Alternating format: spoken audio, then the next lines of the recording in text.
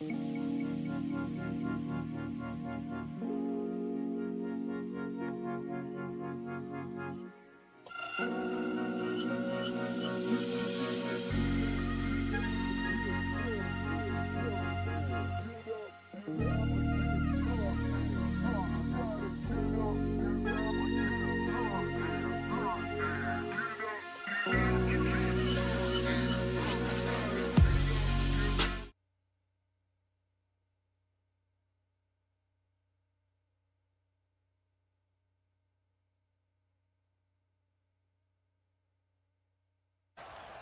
2-2 pitch. Hit in the air and right. Back by the wall. Perez. That one's gone. What has gotten into these Cleveland Guardians? Oh no. A 3-run homer. On the ground, shortstop. Bogart stumbles, flips to second. Double play. And the Padres win it. To Austin Wells, and he lines one into right field. Fair ball. Chisholm to third. He's being waved. Eaton coming home. Here's the throw. He's safe. And the Yankees have a lead on Austin Wells' single. And the speed of Chisholm. And this one is driven to right. Judge going back. Still back right there. At the wall. And redemption for the Yankees. They win it 4-3, and there will be a Game 3 in this wild card series.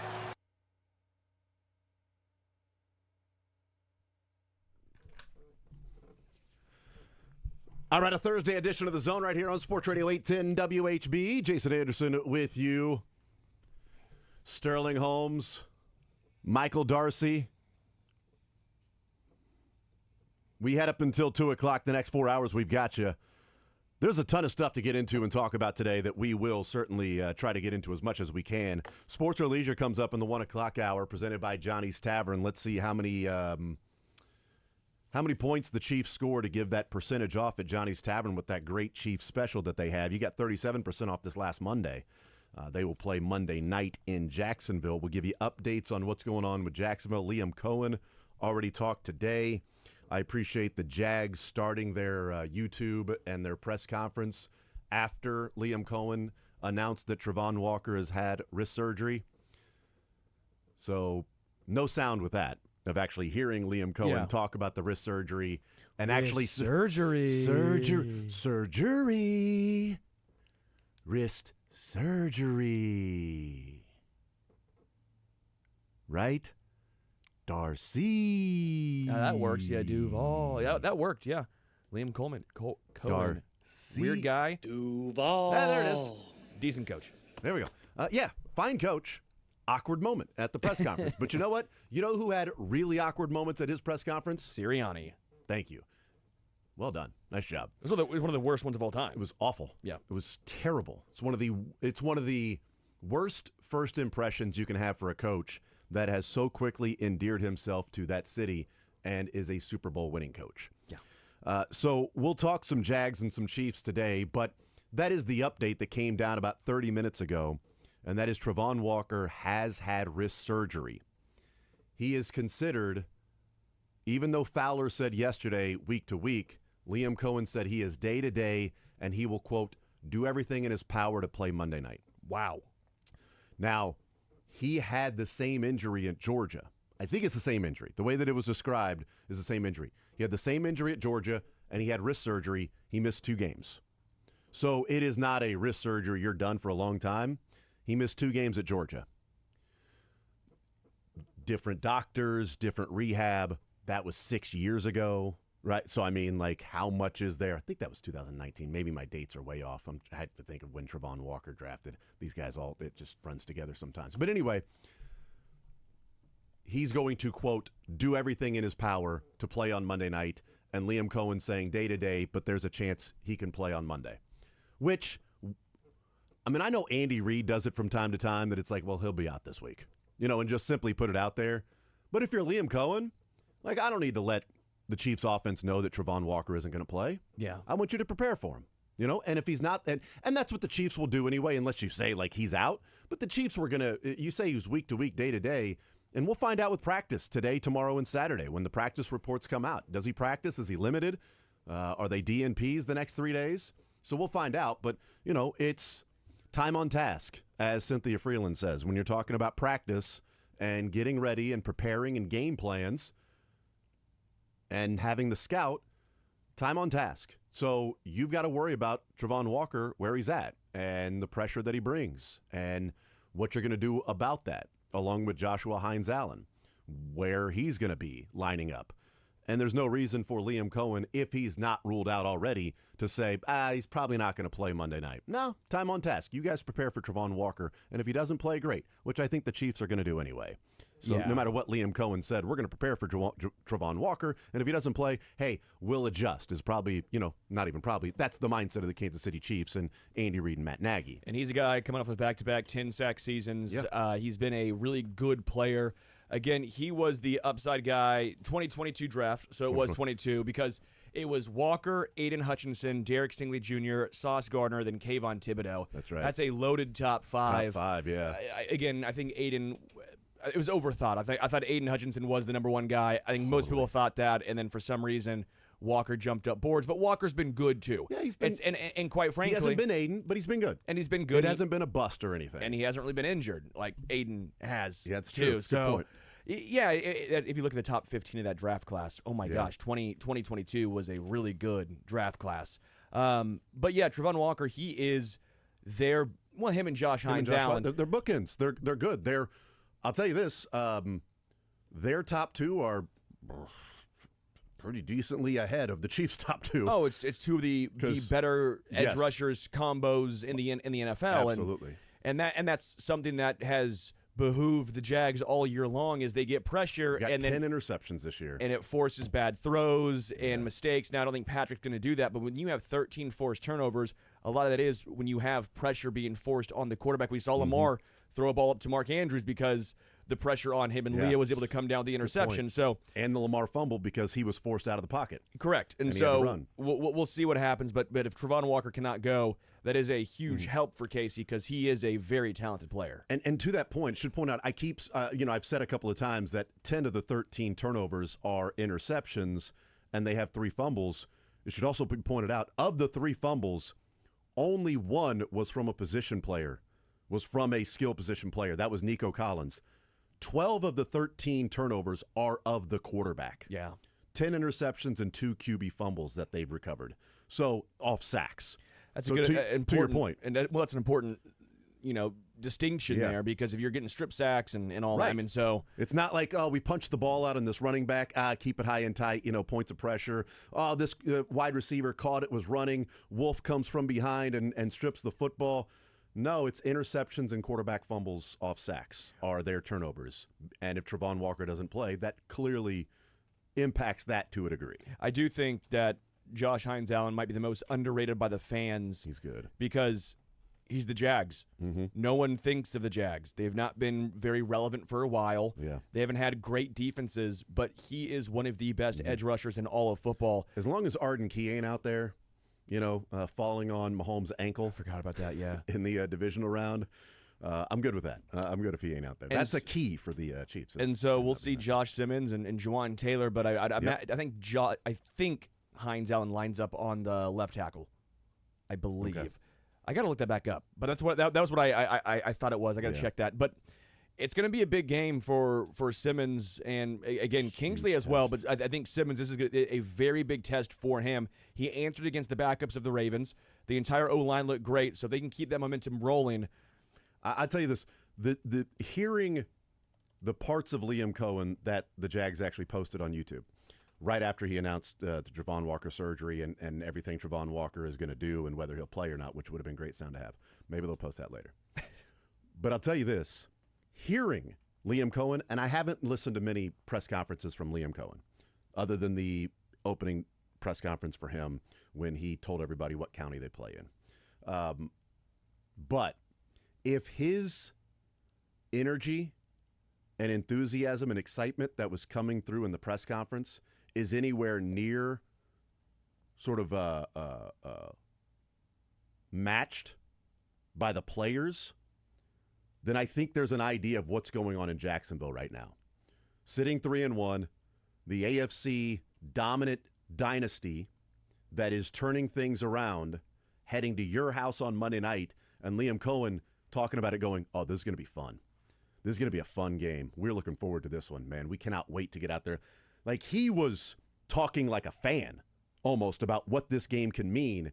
And if the Chiefs show up and think that they're just going to, it'll be the Jags of, a couple of years and firing their coach last year and a team that's just playing out the string, I think this is Liam Cohen, the new coaching staff, and the players that have been a part of the team that a few years ago they came into Kansas City and, they had opportunities to win, and they needed, Chad Henne to go on that long drive, 90-something, 98, 99-yard drive, whatever it was, that 90-plus yard drive to score a touchdown against the Jags when Patrick Mahomes' ankle was hurt.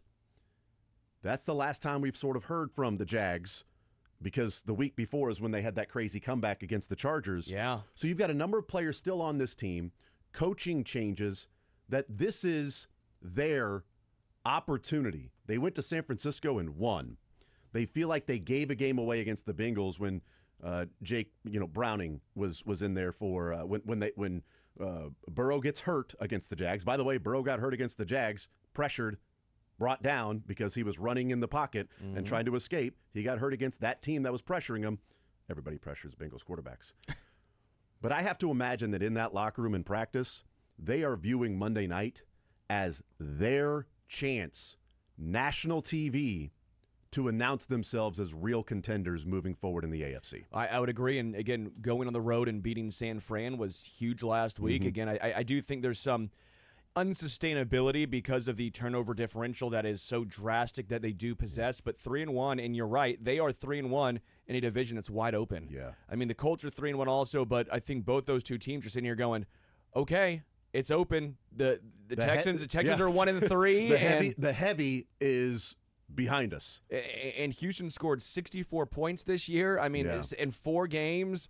So I think you're sitting here now. Houston's defense has actually been a lot better, while their offense has struggled, which is a little funny. But Yeah. Will Anderson's taken a huge step forward, and that defense for Houston's legit. That's why I don't think they're out of it. But if you are Jacksonville, you have to have that mindset of, all right, this is wide open. Are we better than the Colts? I mean, 'cause you have to think that. I'm sure both parties are thinking we're better than that team. But the point remains, Trevor Lawrence has been a game manager who has had too many interceptions for a game manager. I hate doing this comp because I think it's very overused. But Trevor Lawrence is Alex Smith. If Alex Smith threw more interceptions. Because both are not run-first quarterbacks, but both are very mobile. Both are very big, good quarterback-size guys. Both were number 1 overall picks that you thought were going to be a lot better than what they ended up being. Both have the ability to, at times, if they threw for 303 touchdowns, you'd say, oh, no, they have that in their bag. That's just not what they normally do. 300 yards and 3 touchdowns, not literally 303 touchdowns. I know what you're saying, but just in case. Yeah, thank you. You don't need the emails and the tweets. I appreciate that. Trevor Lawrence is not going to throw 303 touchdowns. Apparently, though, the NFL did post out that Patrick Mahomes threw 270 touchdowns last week. They did put that one out. That is amazing, though. Instead of yards. I got to look it up and see if that's a record or not. But so for Trevor Lawrence, he can have a great game, but he's more or less in that 225, 2 touchdowns, 1 pick, 1 touchdown, 1 interception. It's been ETN that's been a guy who was almost an afterthought last year with Tank Bigsby taking over the... Because ETN wasn't good last year. It was weird, and then all of a sudden Tank Bigsby was their guy. And then Tank Bigsby gets traded, and now you have Tootin and ETN has been outstanding. Yeah. Nearly 400 yards rushing in 4 games. 394. He's averaging nearly 100 yards per game on the ground and a great pass catcher, but I will point out they have struggled with the receivers, and the Chiefs' secondary has had a field day against great receivers. The leading pass catcher for the Jags is... Hold on. Strange? Britton Strange. So... Because Brian Thomas has not been good this year. And they've not used... Travis Hunter, and they just haven't used him at all. They're like, he's going to be a backup on both spots. Well, he didn't play much in the secondary last week because, as Liam Cohen said after the game, that, because they were asked, like, he played, like 9 snaps. Yeah. And he said, well, it's a run-heavy team. we were expecting a lot of run. And now it's the Chiefs. I don't think Travis Hunter will only play 9 snaps on defense on Monday night. Correct. Because they're going up against a pass-heavy team now. So we'll find out with that. But it's going to be fascinating. I think it's going to be a really good game. The Chiefs are 3.5-point favorites on Monday night. And they're going to have to work cut out for them. They're going to go up against a team that is incredibly motivated, charged up, and ready to go. And by the way, when I said the heavy is behind them, the heavy favorite for the AFC, I meant like from a gambling perspective, the heavy favorite, the Texans entering the season, they are behind them. And if you're the Jags and the Colts, you got to think that this thing is, as you said, wide open.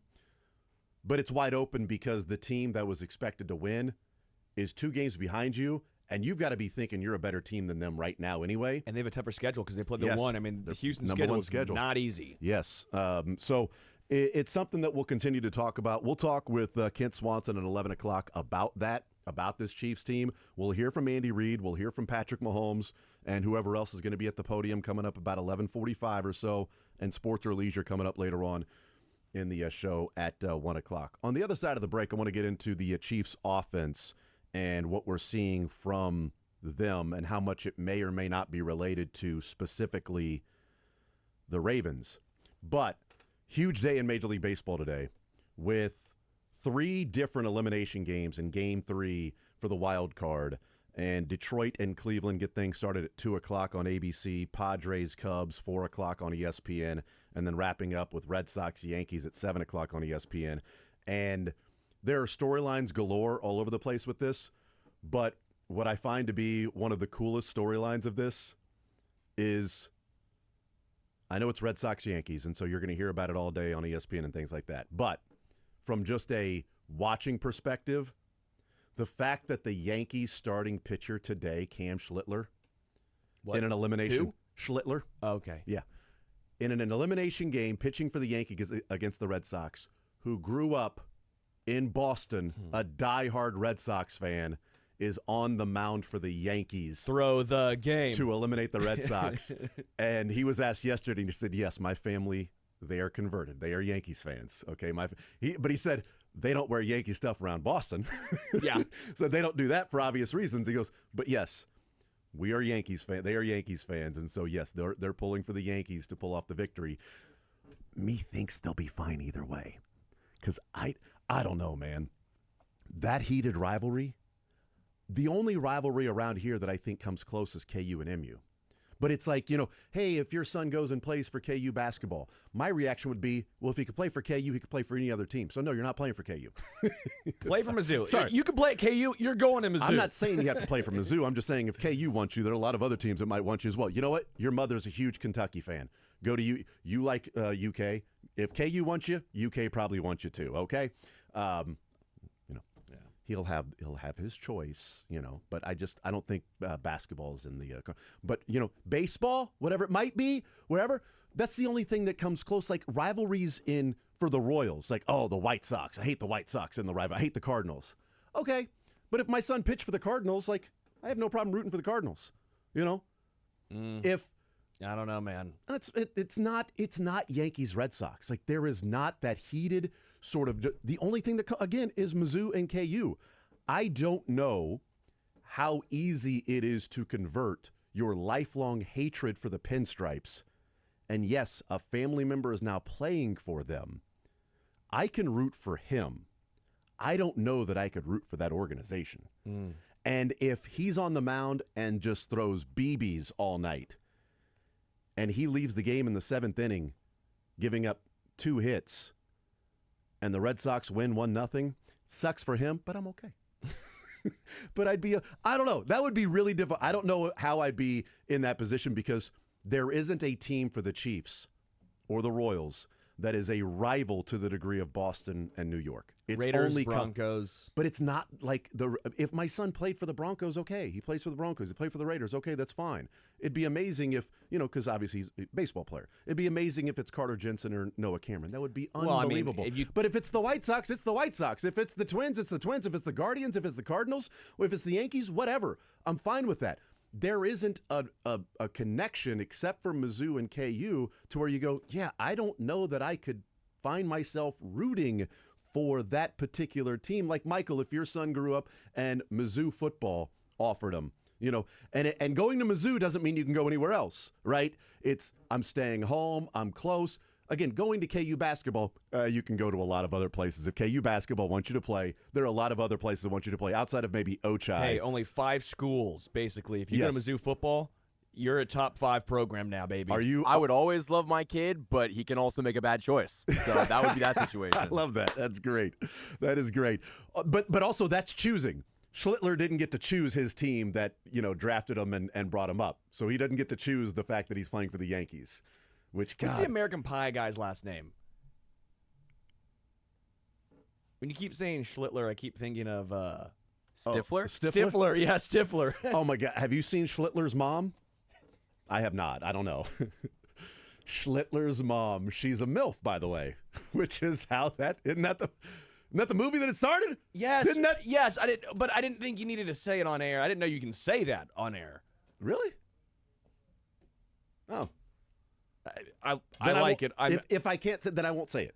Okay. If I can't say it, I won't say it then. Wow, You brought up American Pie. You're gonna talk about the pie scene next too? Not sure what you're talking about. Why is it called American Pie? I'm really not sure at all. But as we were talking about, and speaking of that, American Pie, baseball,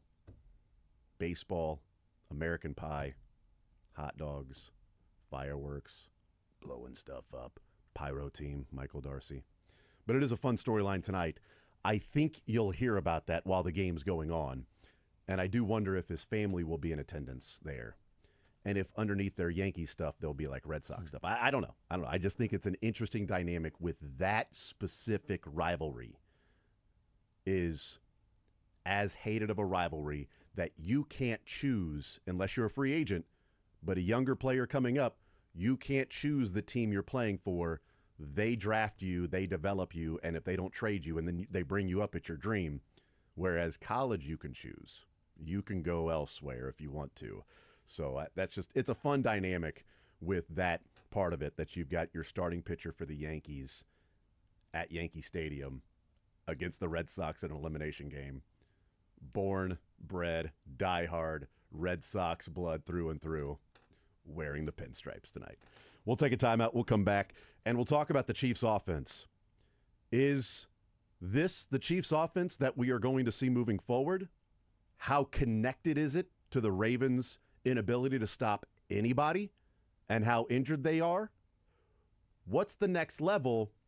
And what I find to be interesting the last couple of days, what we have seen nationally, we have been frustrated and we've been mad and we've been annoyed at the national jumping on the bandwagon of the Chiefs dynasty is over, right? The schadenfreude that the national media has taken in the first couple of weeks. While that's been annoying, I actually think the last couple of weeks does show the true feeling of what the Chiefs have earned and driven into the minds of analysts over the last 8 years. And I'll explain coming up next.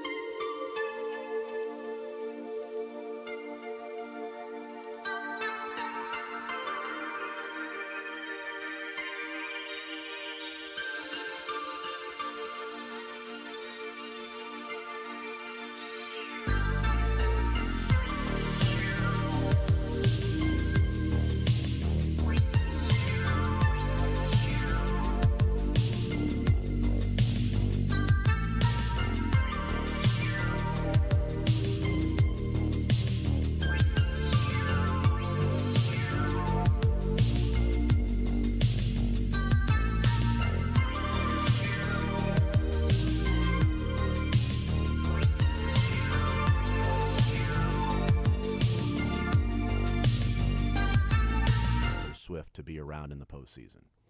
The conspiracy theory's there. And they love Taylor Swift being a part of the NFL so much that she's not the halftime performer at the Super Bowl.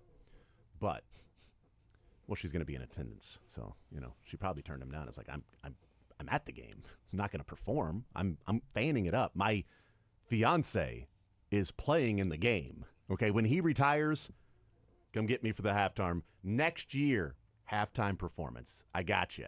This year, I'm fanning it up. Can I'm we going to be in a get suite. Creed to play? Like Humphrey? He'll play.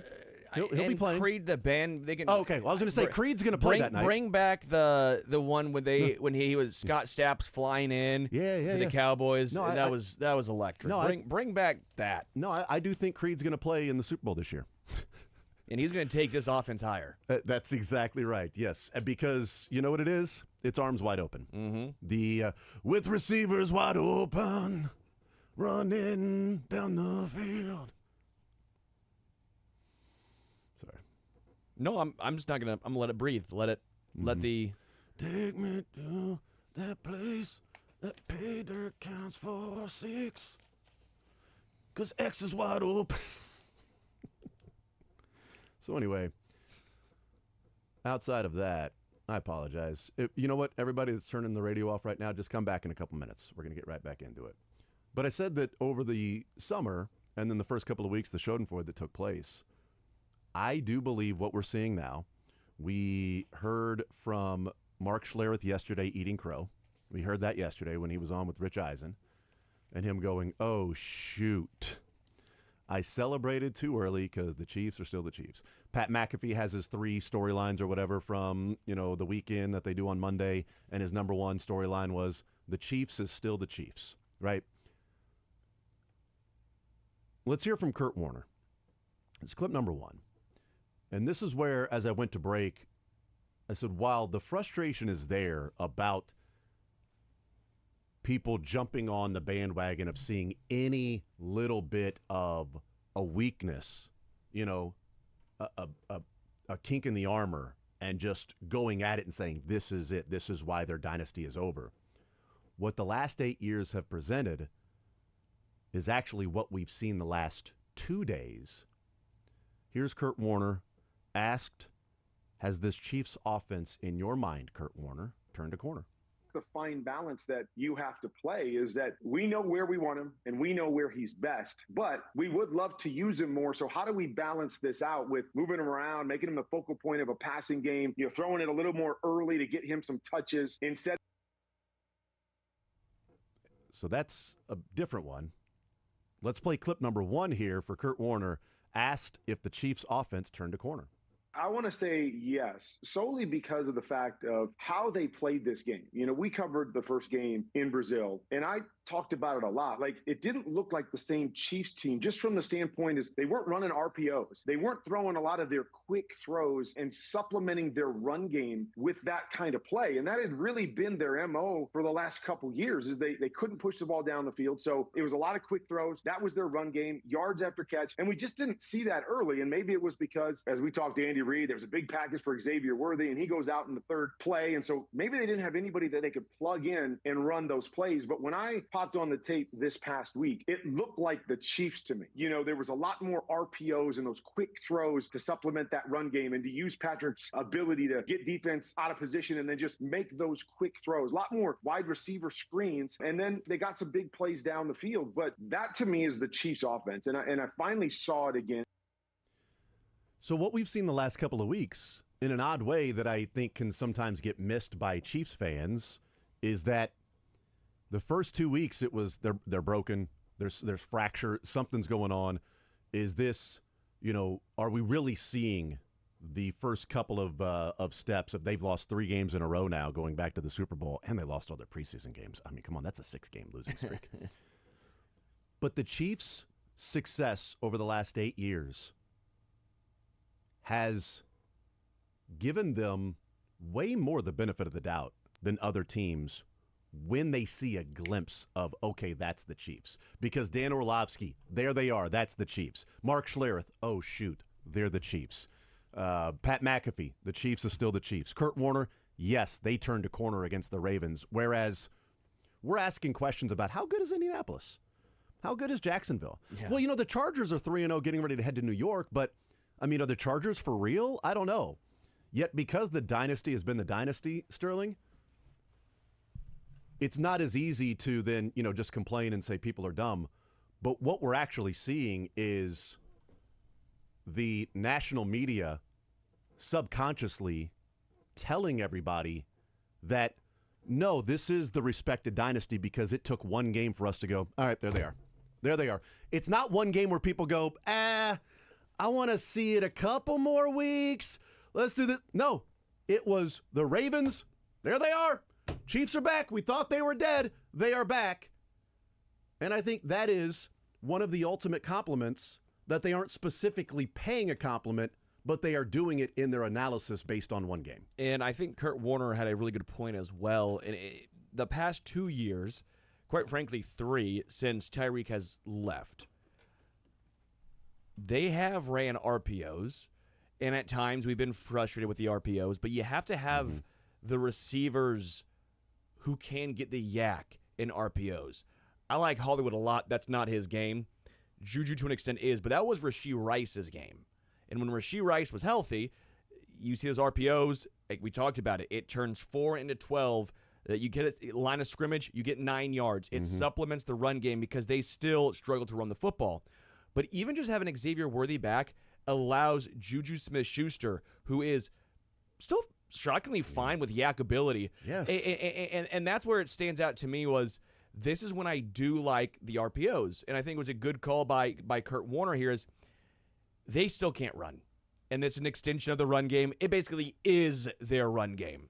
And that one that stands out to me was when Juju gave Patrick such a great opportunity to get him the ball where the window wasn't huge because of the arms flying in the pocket, and he was able to widen and flatten out for Patrick's, and he turned that line of scrimmage catch to 6 yards. It might not seem like much, but that's a 6-yard gain on what was it may have been first down, whatever it was. 6 yards on the ground is huge. If Pacheco ran for 6 yards, we are so thrilled. And that's what that exact play was. And I think because you see Xavier Worthy going deep, you see at times Tyquan Thornton being able to take the top off, who, by the way, if you've seen some of those underlying metrics of separation score, Tyquan Thornton, my goodness, you were always open. Insane. It's ridiculous, man. But it allows this to work. In the last couple of years, it's been bogged down. It's been just a grind. And so I think Kurt Warner was astute in his observation. But again, I think it goes back to, hell, Xavier Worthy looking like this opens up the offense for everyone. And I want to give an example specifically in the game against the Ravens. This was not at the point where the Chiefs were running away with the game. Chiefs were still down 7-3. They had just got the interception from Leo Chenal. It just turned into the second quarter, right? First quarter expires, second quarter. 3rd and 2, Kareem Hunt picks up 1 yard. He's short of the first down. 4th and 1, they give it back to Kareem Hunt. He picks up the 3 yards in the first down. But to the point of the RPOs and the run game, and Cynthia Freeland talks about all the time, the RPO is part of the run game. Yeah. Those quick slants, those quick throws, that's part of the Chiefs' run game. Well, they've got a 1st and 10. They just pick up that 4th down against the Ravens. They got a 1st and 10. They run a true RPO because you can tell what the offensive line is doing, that it's an RPO. And Patrick Mahomes pulls it from Pacheco. Kelsey is on the outside, and it's almost a no look because you think he's going to Kelsey, but he fires a dart to Hollywood Brown cutting on a slant for 18 yards. Yeah. If he hands it to Pacheco, now I had my frustrations in the Eagles game where he threw the ball to Travis Kelsey when I thought it was an RPO that was wide open right up the middle. Or maybe it was the Giants game. I guess it was the Giants game when they were, first half, when they were not looking like they did in the second half. But that's also an RPO that, Pacheco might have picked up like 5, 6, 7 yards. Instead, it's 18 yards because he pulls it, and Kelsey's out there, and the overreaction from the Ravens thinking he's going to Kelsey, but Hollywood streaking in a slant hits him right between, or right on the 5, and in between the white not two on numbers. his jersey, and he picks up 18 yards on that. I guarantee you, handing it to Isaiah Pacheco ain't getting you 18 yards. Yeah. But that's part of their run game, to Kurt Warner's point, and to a specific play in that game where it was successful. It wasn't successful against the Giants, pulling the ball and throwing it to Travis Kelce. But maybe that's also part of when the offense is running and it feels smooth and they're having fun and things are clicking, that Patrick isn't trying to force something, which I think maybe he was trying to force that to Travis Kelce against the Giants instead of just, we're running the ball against the Giants. Let me hand it off again. It's wide open space. I'm going to get this. I'm going to get everybody involved. Let me throw it out to Kelce. He's got one-on-one, and it results in a 2-yard loss. And then the second half, they came out and just played their game. And then against the Ravens, they came out and just played their game. Because to me, when we wonder about the offense, Sterling, like, is this sustainable? Which I think is a question that we can have going into that Jags game. I don't think it's 4 quarters against the Ravens. I think it's 6 quarters because of what they did against the Giants. Agreed. And so does 6 quarters of football change the mindset rather than just specifically connecting it to the Ravens as opposed to, well, they look good against the Ravens, but the Ravens are pretty beat up? I tried making the exact same point where it's a half, and again, take what you will from a half. Again, the Giants aren't a good team, but they have a great pass rush, and the offensive line has done their job, and I think that, again, allows everything to happen, whether it's run or pass. RPOs, doesn't matter. If it's straight run, straight pass, the offensive line has to do their job, and they've done it the past 6 quarters. I will say, I think RPOs can be really difficult on the offensive line, so I do wonder on how many of those runs that we maybe don't see holes, if they're just saying, well, is it a pass where I can't get 2 yards past or a yard past the line of scrimmage because I don't want to get flagged for illegal man downfield? I do think there is something to that. I do think there is a little aspect of it's tough to get real nasty in the run game, get a great push when you're having to wonder, is it going to be a legal man downfield? Yeah, right. So I do think there's something to that. But, yes, you're right. 6 quarters now of legitimately really good, great offensive performance from this Chiefs team. I've said it. I think the offense is back. I think Patrick looks back. And that's a big part as well. Patrick looks like the Patrick of a couple years ago, where he looks like he's having fun. He's throwing the ball downfield. It's not all on his shoulders. A lot is on his shoulders, but it's not everything. He doesn't have to also be the leading rusher. Past quarter and a half, it hasn't been his legs. Mm-hmm. It's been strictly his arm. Strictly his arm. Is he running? No. He's staying in the pocket. He's trusting it. It just feels way more cohesive and, to me, way more sustainable. Yeah, so the Chiefs have 13 drives since halftime against the Giants. In those 13 drives, they have and 13 real drives. I'm not counting the drive where they took knees against the Giants. That's sure. That's not. I'm not counting that one, or the taking knees with Gardner Minshew in the game there at the end. I can even dismiss the one before that where they end up punting, but I'm going to keep that, even though they were up by a lot and Gardner's in the game. But whatever, I'm going to keep that just so I'm not trying to skew the stats here. Although I do think if we're looking at the true stats, that should be taken out. So we'll do both. Since halftime against the Giants, they've had 13 drives. In those 13 drives, they have had 3 punts. That's it. The other 10, 6 touchdowns, 3 field goals, and a missed field goal. Yeah. So 10 of those 13 drives they've had since halftime against the Giants have been either scores or in position for Butker to make a field goal you sort of expect him to make. Yeah. Now I can then eliminate that punt with Gardner Minshew in the game against the Ravens and say 12 drives since halftime against the Giants when Patrick Mahomes is in the game and they're trying to score and not just eat the clock and get the hell out of there. Of those 12 drives, it's 2 punts and 10 scoring opportunities.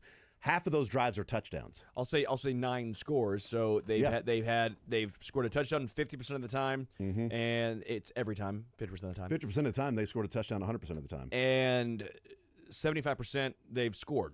Yeah. They've scored 75% of the time they've touched the ball. That is pretty damn good. Yeah. I correct me if I'm wrong, Jason, but I think that'll play. Typically. I mean, it depends on what you're into. It didn't work in the Rams game. Yeah. The Rams-Chiefs 54-51 game. They needed more than that, probably. So I'm going to look at this real quick. So since halftime of the Giants, if you take out the last punt with Gardner Minshew, the Chiefs are averaging 4 points per drive. Since halftime of the Giants, the Chiefs offense is averaging 4 points per drive. So they've had 12 drives, so they're averaging 48 points a game. They got 50 points in those 12. It's 4 point whatever, Yeah. you know. So they've scored 50 points because the 13 that they had in the second half against the Giants, and that was also the missed extra point by Butker. So it should be 51, but it's 50, you know. So A nice round number. He did that on purpose. 100%. Yeah, absolutely. So 50 points they've scored in the last 6 quarters of football, and 12 drives, true drives, in the last 6 quarters of football, averaging over 4 points per possession for this offense. Oh, the Giants secondary sucks. Oh, okay. The Ravens defense is bad. Zach Orr should be fired. They've got injuries. Okay. And last year, when the Chiefs went up against inferior opponents defensively and they didn't score, what then? Yeah. They're doing it now. So if last year was a problem that they weren't doing it, then this year can't just simply be dismissed and poo-pooed because they are doing it. We'll take a timeout. We'll come back. We'll continue rolling. More Zone coming up next.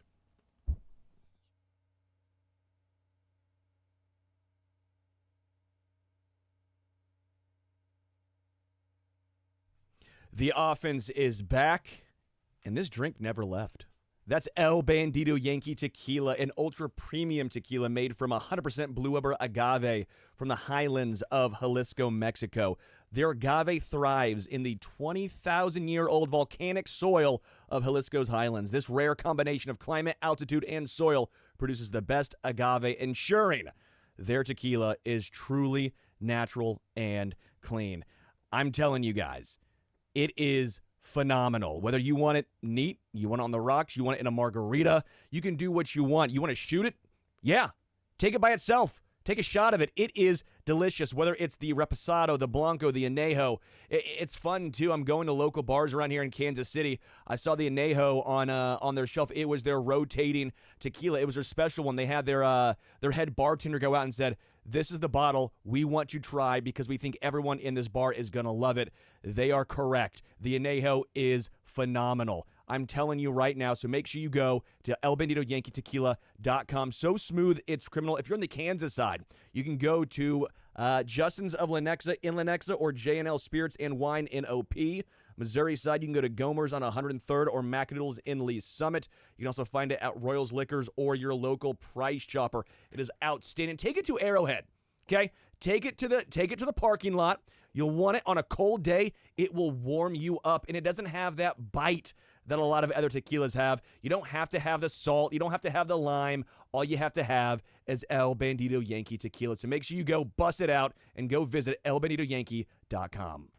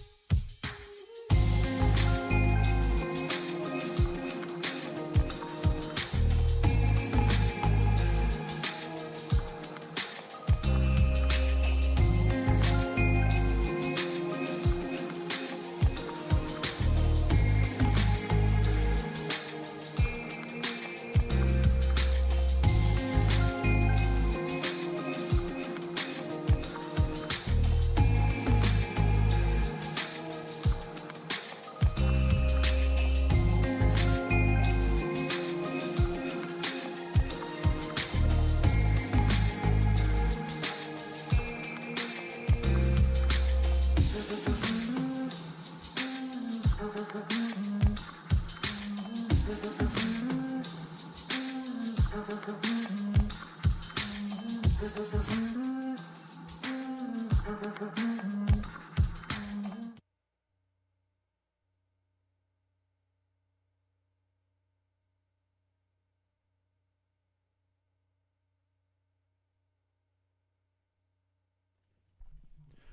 right, we'll continue right here on Sports Radio 810 WHB. We'll talk with Kent Swanson coming up at 11 o'clock.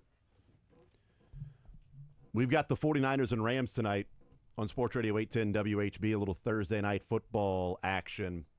And the Kansas City 49ers, the San Francisco Chiefs wide receivers tonight. 3 of the top 4 wide receivers for the 49ers. Demarcus Robinson, Sky Moore, and MVS. And then Kendrick Bourne is in there as well. So those are your top 4 receivers for the 49ers tonight. Demarcus Robinson, Sky Moore, Kendrick Bourne, and Marquez Valdez-Scantling. And also no Brock Purdy. Other than that, Mrs. Lincoln, who you got tonight? Rams at home against the Niners, or the Niners going on the road after losing at home with that depleted wide receiving core and Mac Jones and no Brock Purdy? Yeah, so I got in. Yeah, it's 8.5 is the line tonight. I got him pretty early for the Rams to cover, so I'm feeling a lot better. I got it pretty early for the under of the, I think I got up to 47.5 It's at at one 44 point. now. Now it's down, so that means I'm going to lose both my bets. That means I'm going to lose both because that means I got in early and thought I was smart. So that's always a great feeling. But I feel good right now. Yeah. San Fran's not a bad team, even with all those issues. They still have Christian McCaffrey's their guy. That's their horse. It's going to have to be all Christian McCaffrey because they got the wide receivers, and then Bosa's out for the year. And we've seen Mac Jones at times have fine games, but that is a tough. What's funny is you're looking at, again, people are talking about the receiving core, and Patrick Mahomes won a Super Bowl with those guys. Yep. So it's very funny, just the goalposts that get moved. But, yeah, I like the Rams. The Rams are a good team, man. The whole NFC West is pretty darn good. Seattle's a good team. I think Arizona's a fine team. What's funny is you look, all 4 of those teams have a plus point differential. All 4. That's interesting. Yeah. All 4. Shows you how good it is. Yeah. And, Seahawks head coach Mike McDonald. It's funny going through sad fans with the Ravens. The amount of Reddit posts about Mike McDonald being allowed to leave instead of firing Harbaugh and naming Mike McDonald your head coach and letting him go to the Seahawks. I mean, it felt like 20% of the posts were about Mike McDonald and the Seahawks and how Harbaugh needs to be fired and Zach Orr, and it's the biggest mistake that organization has made in a long time.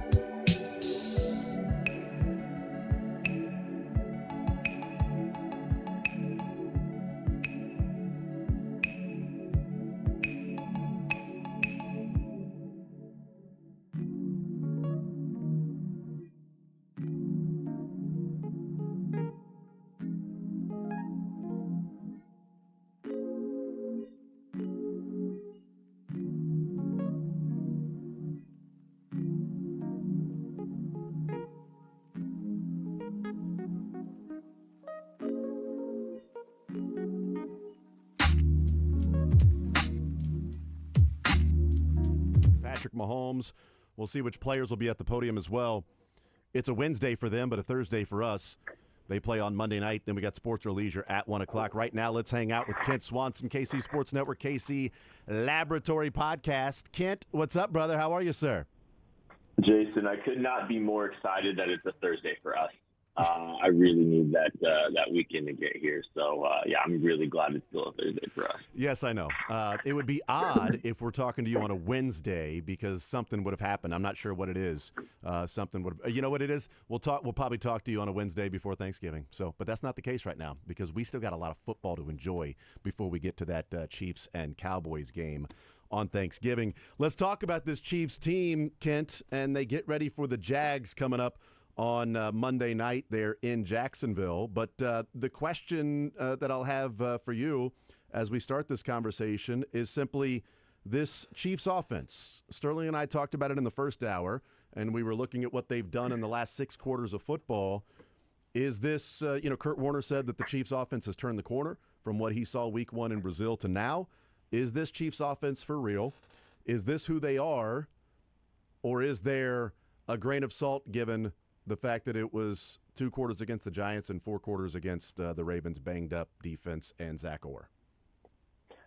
Jason, funnily enough, I just got off the phone with the We're Back department. I was filing a claim because the Kansas City Chiefs offense is back. I really believe that this thing is trending in a direction that we should all be excited about watching this team. And simply having Xavier Worthy on the field and then having more competent tackle play has gone such a long way in this offense looking a lot better. And I think the funny thing is, right, is like there's more explosiveness to the offense. There's more space to operate in. There's more confidence and time to throw the football. But some of the elements of the things that we've seen offensively over the last 2 years, when maybe some of those things haven't always been true, is that they're protecting the ball at an incredible rate as well. Mm-hmm. 1 turnover this season, and that was a massive turnover that might have this team at 3-1 if it doesn't happen. Seeing Xavier Worthy on the field, knowing that they protected the football day against the Ravens, and just seeing some of this happening here it's really encouraging. I think there's efficiency, but there's also more explosiveness and there's more space to operate. I really think that this team is trending in the right direction. It's only going to get better when Rashee Rice gets back. Yeah, and, I looked at the stats in the previous segment, Kent, and because, I do think there's an element of, okay, yeah, it's the Giants, it's the Ravens, but the offense for the Chiefs in the last 6 quarters of football, they have 12 true drives, taking a knee at the end of the game. I'm taking out the punt when Gardner Minshew's in the game. So they have 12 true, up by 17 at that point. So 12 drives where they're trying to score points in the last 6 quarters of football, and they're averaging over 4 points per drive in that time frame.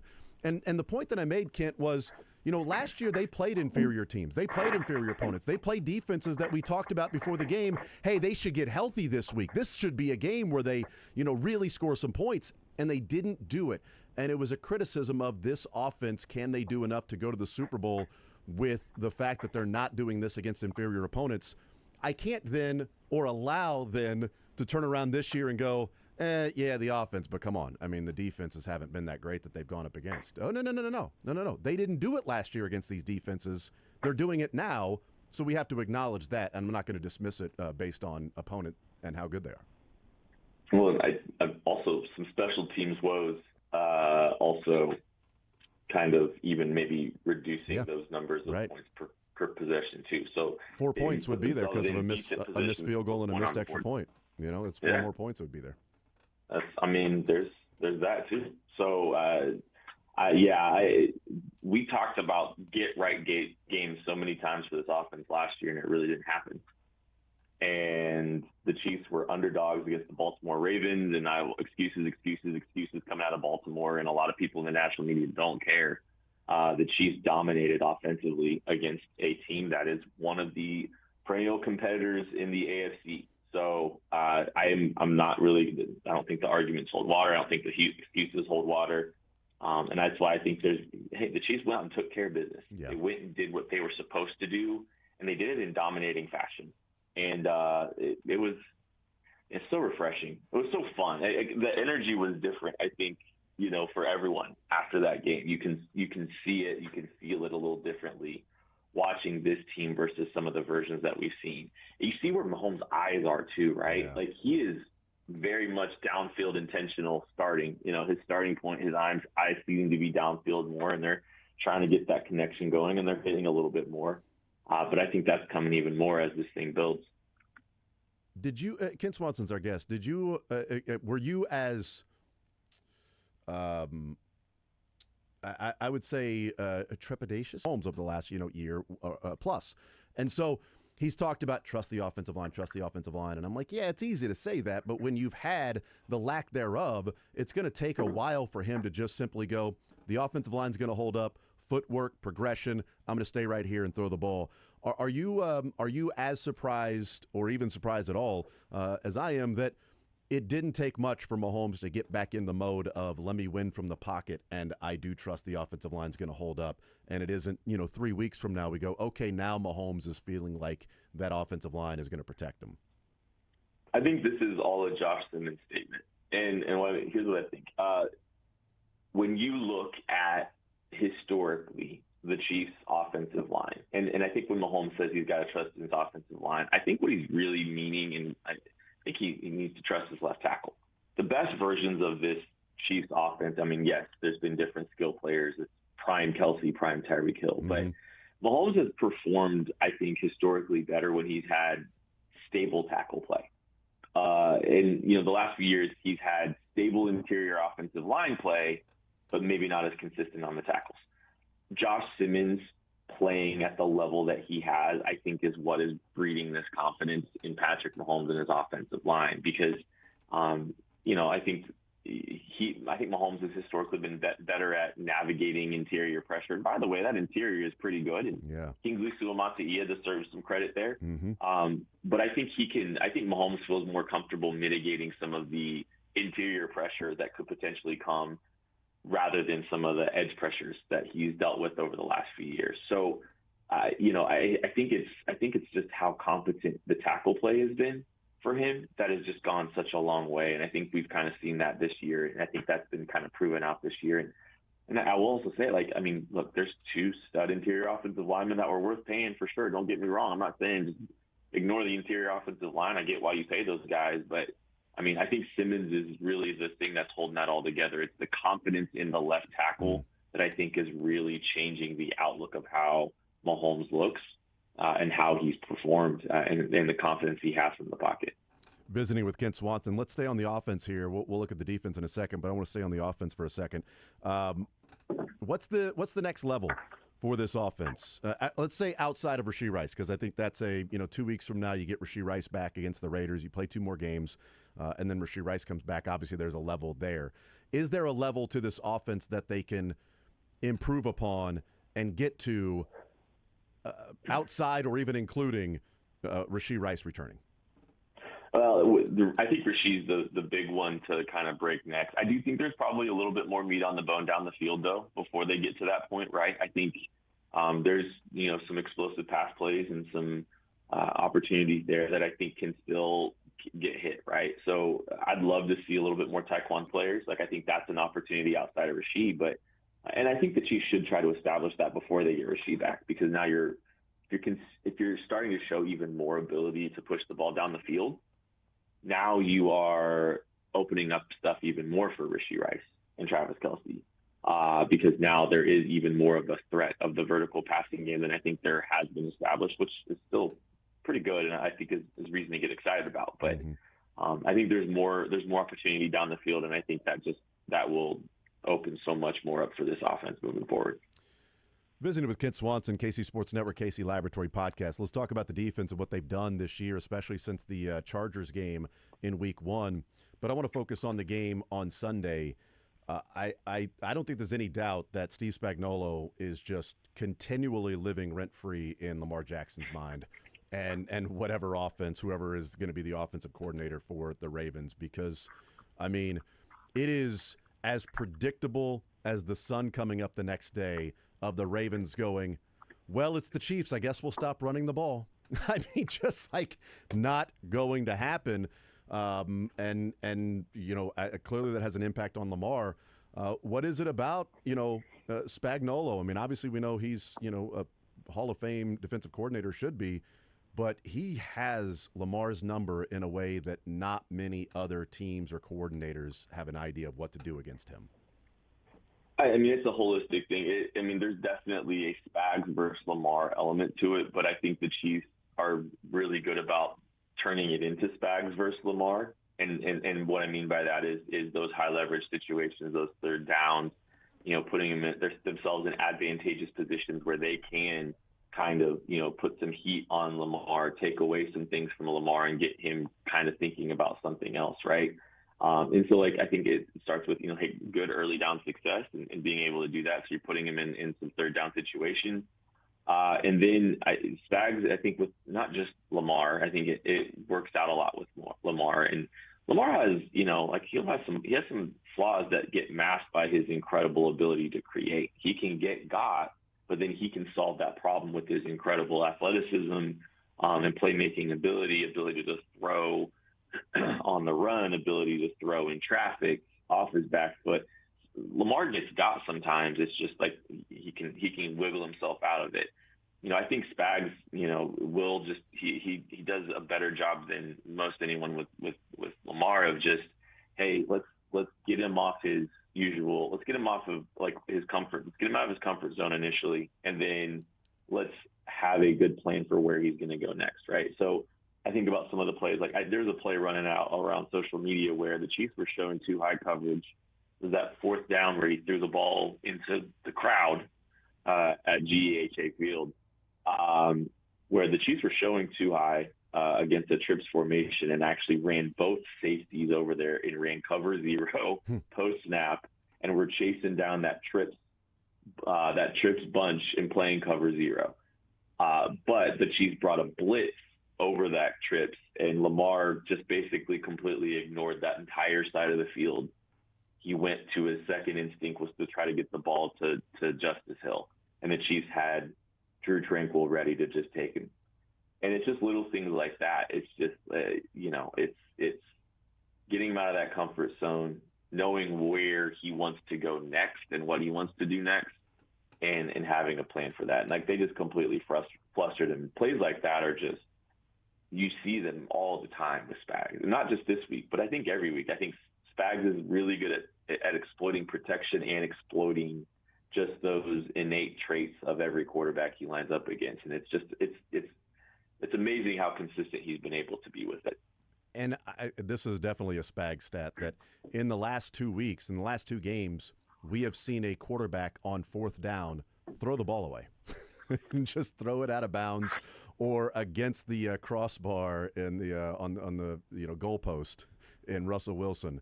But Russell Wilson fourth down throws it away and hits the goalpost. Lamar Jackson fourth down throws it away and it lands out of bounds. And then Cooper Rush, fourth down, throws it away, lands out of bounds. Also, later on in the game, fourth down and 5, Cooper Rush throws the ball at the line of scrimmage, and it's an easy tackle for a loss. It's a clear Spag stat that 4 fourth downs in the last 2 games have resulted in 3 throwaways and a check down at the line of scrimmage to somebody heavily covered. They have. He's so dialed in, and it's amazing to watch, right? Mm-hmm. I don't think the bag is empty by any stretch of the word either. I think the Chiefs have definitely maybe been more aggressive in some of their game planning a little bit, trying to, make sure they're racking some wins up and staying competitive against some of these teams. But the bag's not empty. There's still so much meat left on the bone for him and what he can do. And it feels like they've been very, game to game, unique game plans that are very matchup specific. And it's more about what the QB does and what they do to a degree. But it's working so far, and I expect it to stop. And I think it'll continue against Trevor Lawrence. Visiting with Ken Swanson, how much this year as opposed to last year when it was Trent McDuffie and then it was the revolving door of Joshua Williams and Najee Johnson. Shamari Connor was playing in the slot, which he's not equipped to do. I mean, the numbers with him in the slot in coverage are not good. It's like Orlando Scandrick against anybody, or Eli Apple against anybody. But regardless, last year I do wonder the way that Spags wanted to play, and likes to bring the blitz and the blitz and the blitz and blitz from everywhere, right? Whereas this year, you've got Trent McDuffie and you've got Jalen Watson healthy, but we also wondered about, well, if Christian Fulton can play and then that moves Trent McDuffie down to the slot, well, Christian Fulton has the injury. How much is, in your mind, the development of Noel Williams playing more and more reps and getting high grades and playing well in those reps, allowing Spags to maybe look at it and go, this is what I would have liked to do last year. Cover 0, cover 1, blitz, bring it from different areas because I trust my outside guys to win and the slot to win. But with Najee or Josh Williams and Shamari Connor, I got to cover because those guys are going to get toasted pretty quickly. Is Noel Williams part of that sort of unlocking Spags bag that maybe had to be, zipped up last year because of the coverage? Yeah, I think there's probably some validity to that. I mean, and Noel Williams is playing a style of football that has had a lot of success for young corners historically, right? I mean, we've seen Charvarius Ward beat guys at the line of scrimmage up. We've seen L'Jarius Sneed be incredible at beating guys up at the line of scrimmage. And you remember, the best defense in the Patrick Mahomes era had L'Jarius Sneed at the line of scrimmage, just bullying receivers. And I think that's a piece of the brand that is absolutely has come back a little bit with what Noel Williams has been able to do at the line of scrimmage and be as physical as he has, and being allowed to do it for a large sample size, multiple games at this point. He's getting away with a lot of physicality at the line of scrimmage, and if they're going to let him play like that, that is a huge win for the Chiefs and their ability to continue to do what they're doing, disrupting timing. You're disrupting a progression if you are challenging receivers to get off the line of scrimmage, and forcing guys to get off their second, get through their progression a little bit differently, and that's huge. So I think just the stability at the cornerback position has absolutely played a role in that. Even though the safety room has taken a step back, it does feel like it's probably been a net positive to this point for that secondary, having the cornerback play be a little bit more stable than the safety play has. Visiting with Kent Swanson, KC Sports Network, KC Laboratory Podcast. I know the numbers don't bear it out. The pressure percentage last year that the Chiefs were getting is higher than what they're getting this year. And the blitz percentage is roughly the same.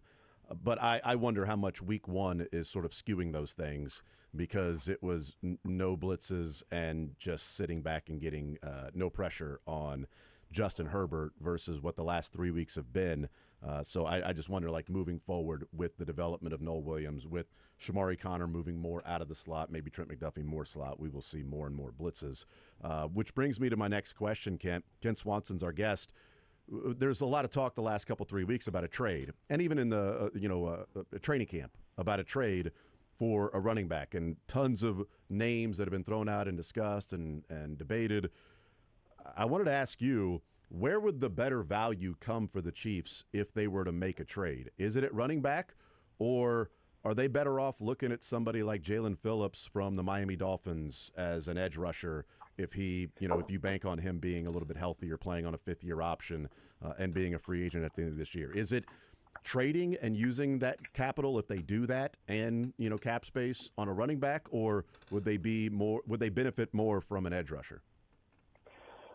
Well, I think if you're looking at value versus cost, affordability, it's a lot that all goes those into things it, factored in. Because, the Chiefs Chiefs would have to do some manipulation to make Jalen Phillips fit under under the cap. Mm-hmm. And I think the cost for Phillips would be substantially higher than what they'd have to give up for an Alvin Kamara, for instance.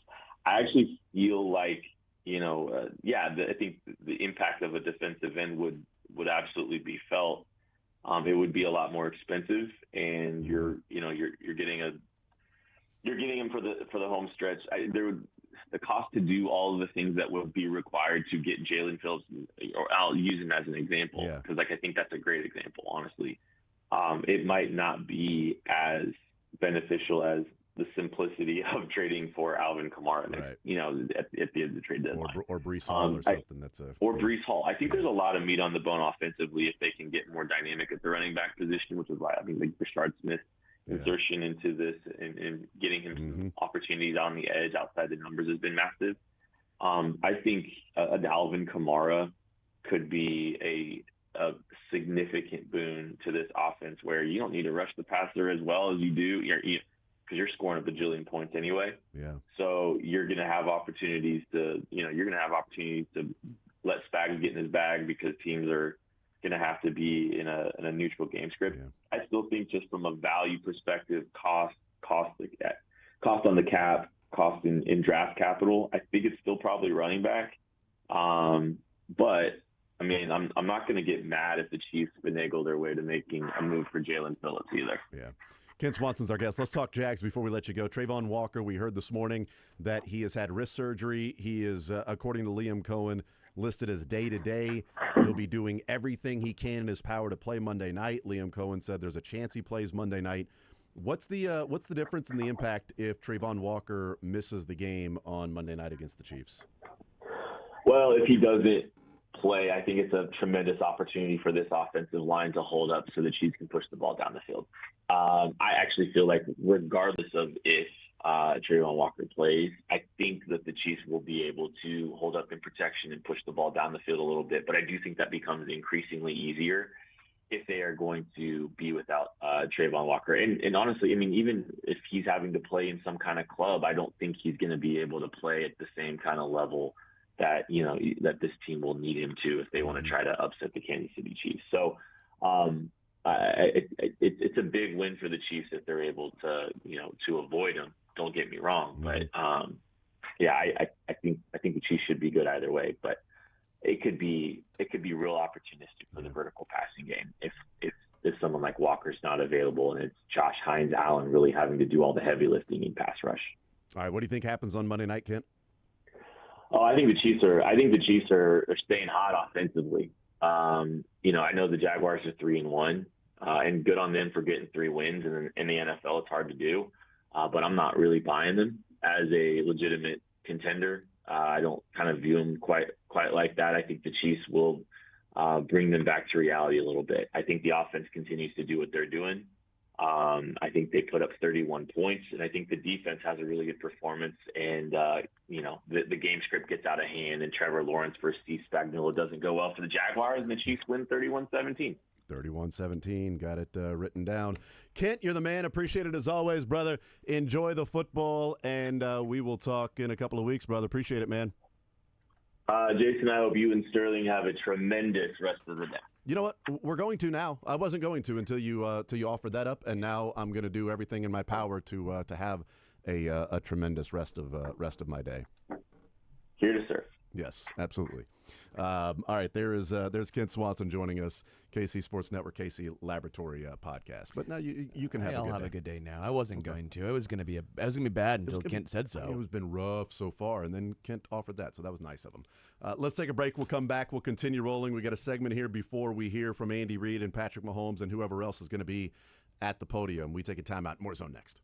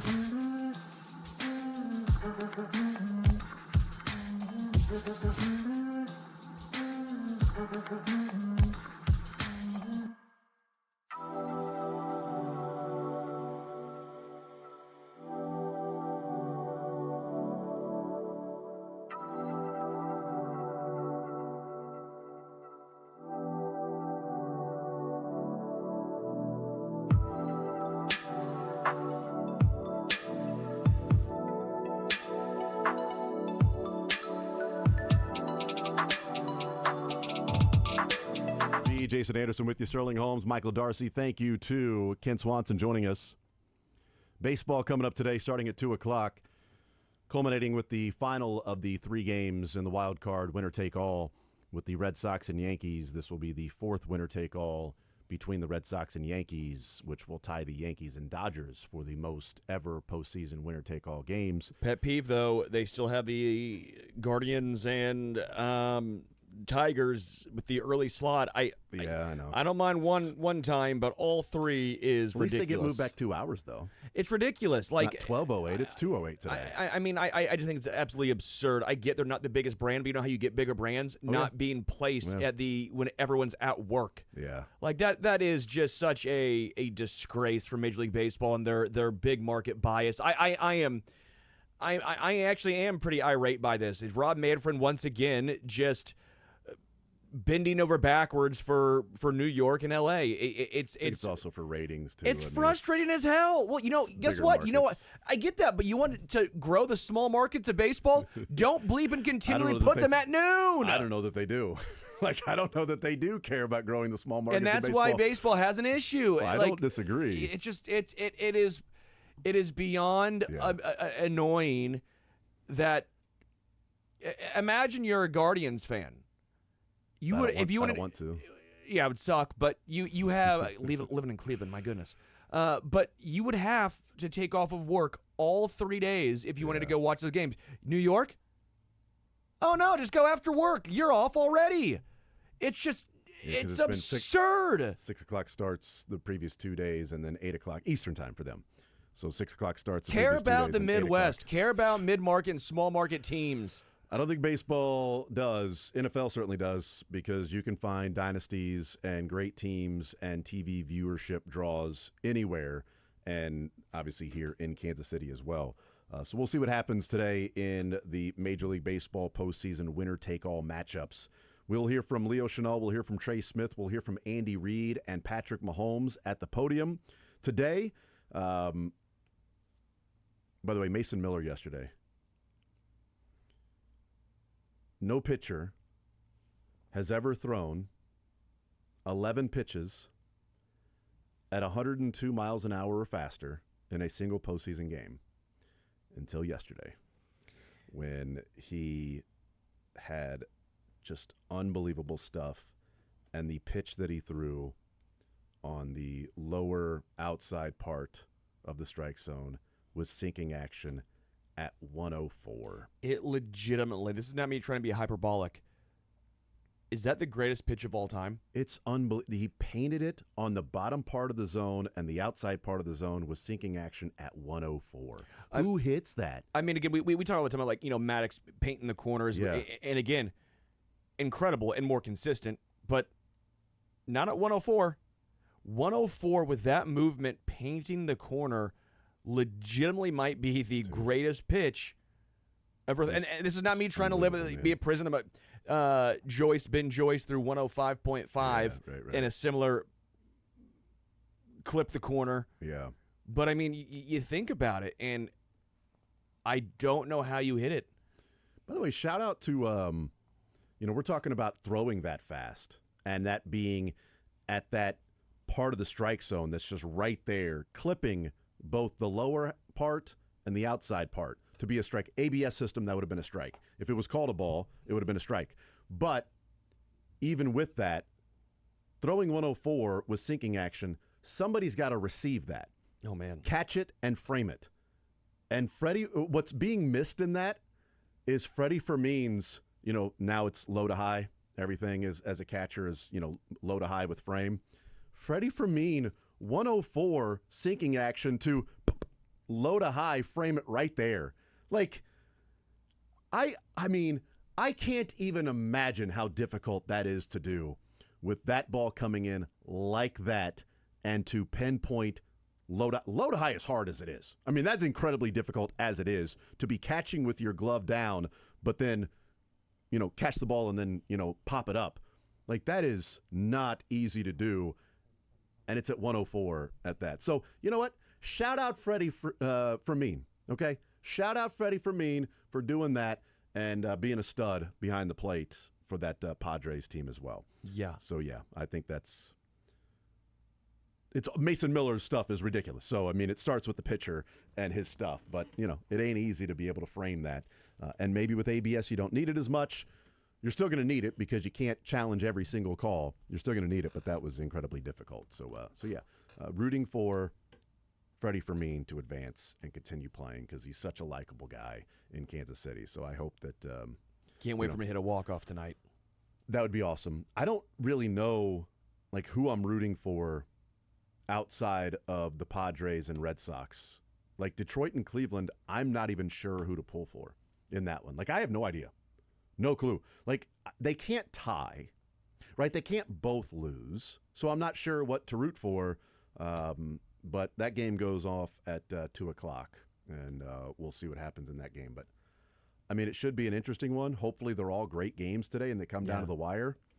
But I'll have a rooting interest in the second and third game today. Agreed. For sure. Definite rooting interest. We'll take a timeout. We'll come back. We'll hear from Andy Reid, Patrick Mahomes, Leo Chenal, and Trey Smith coming up next.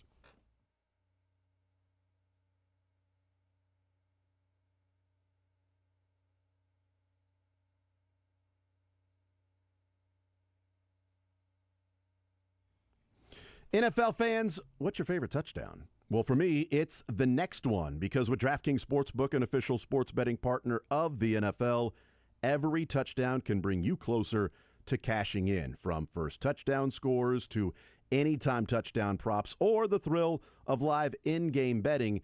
Every snap is loaded with opportunity. And here's the best part. Bet just $5 if you're a new customer, and if your bet wins, you'll get $200 in bonus bets instantly. Your team hitting pay dirt pays out to you. Download the DraftKings Sportsbook app and use code 810WHB. That's code 810WHB to turn $5 into $200 in bonus bets if your bet wins. In partnership with DraftKings, the crown is yours. Gambling problem? Call 1-800-GAMBLER. 21 plus, Kansas only. Eligibility restrictions apply. On behalf of Boot Hill.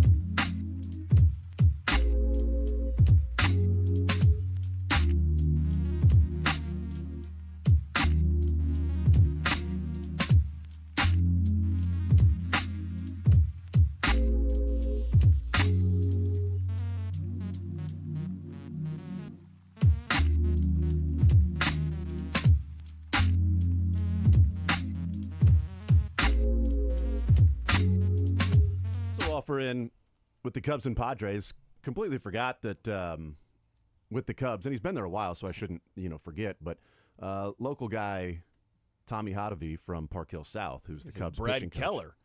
Well, no, I mean I don't really care about Brad Keller. It's fine, whatever. Brad Keller had a save. I know, right? Just nasty stuff. I've been saying for years, Brad Keller is a postseason cog.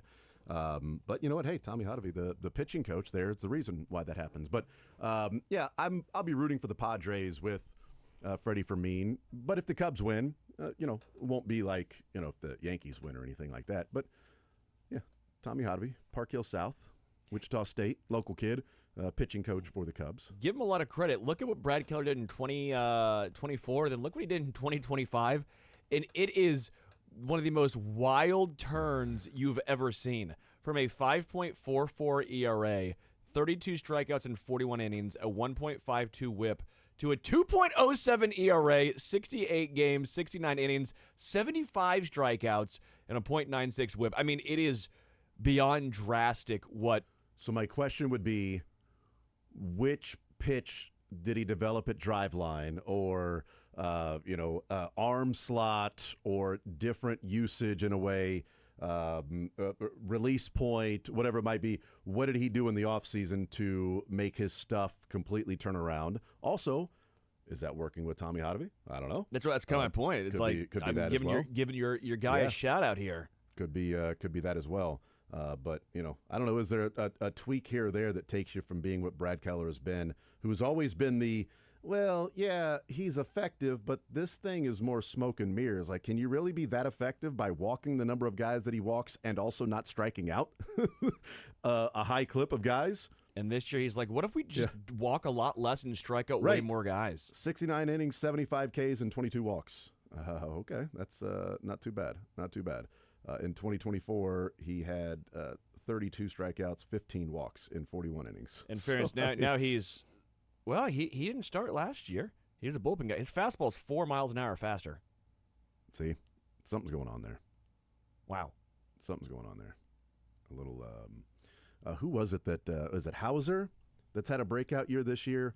Adrian Hauser? Yeah, and they showed the difference of last year to this year and how he's added 3 miles an hour to his fastball.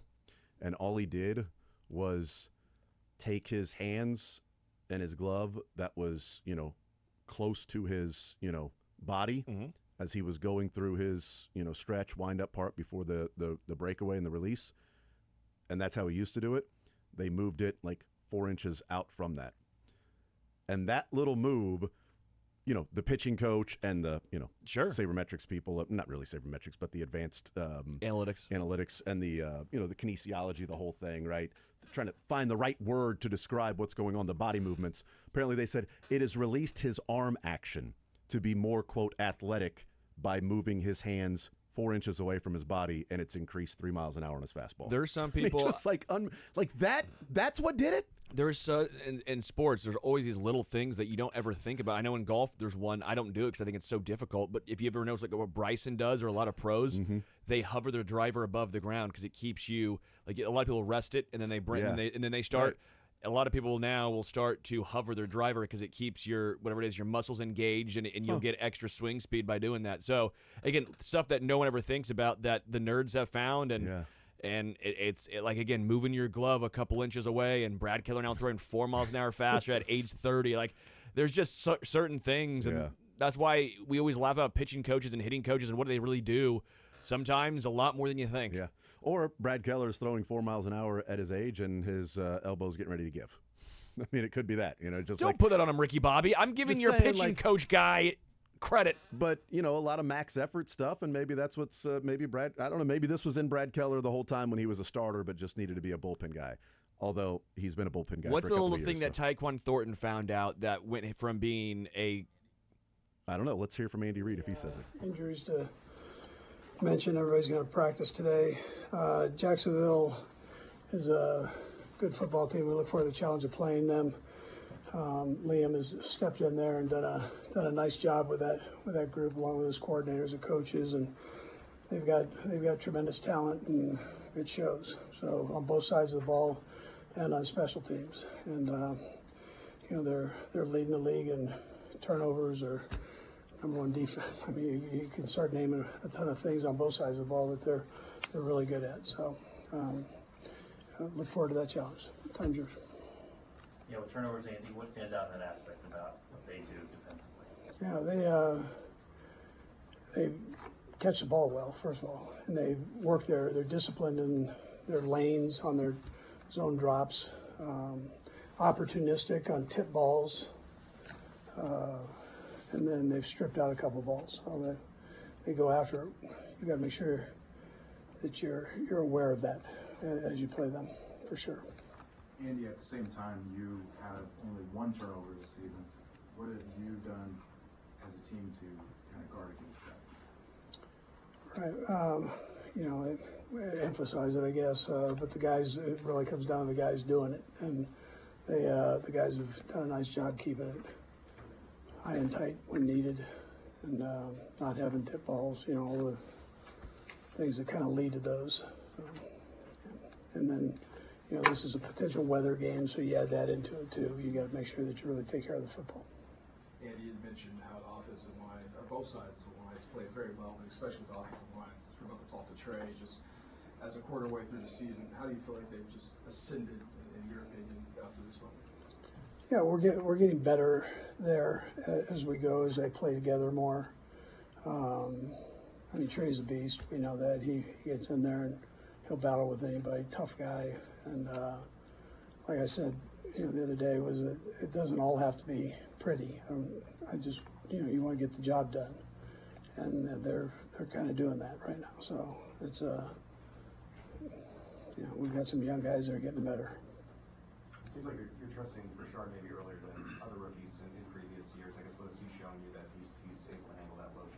Oh, literally, being able to handle it's half the battle. Just from a mental standpoint, he's picked it up well.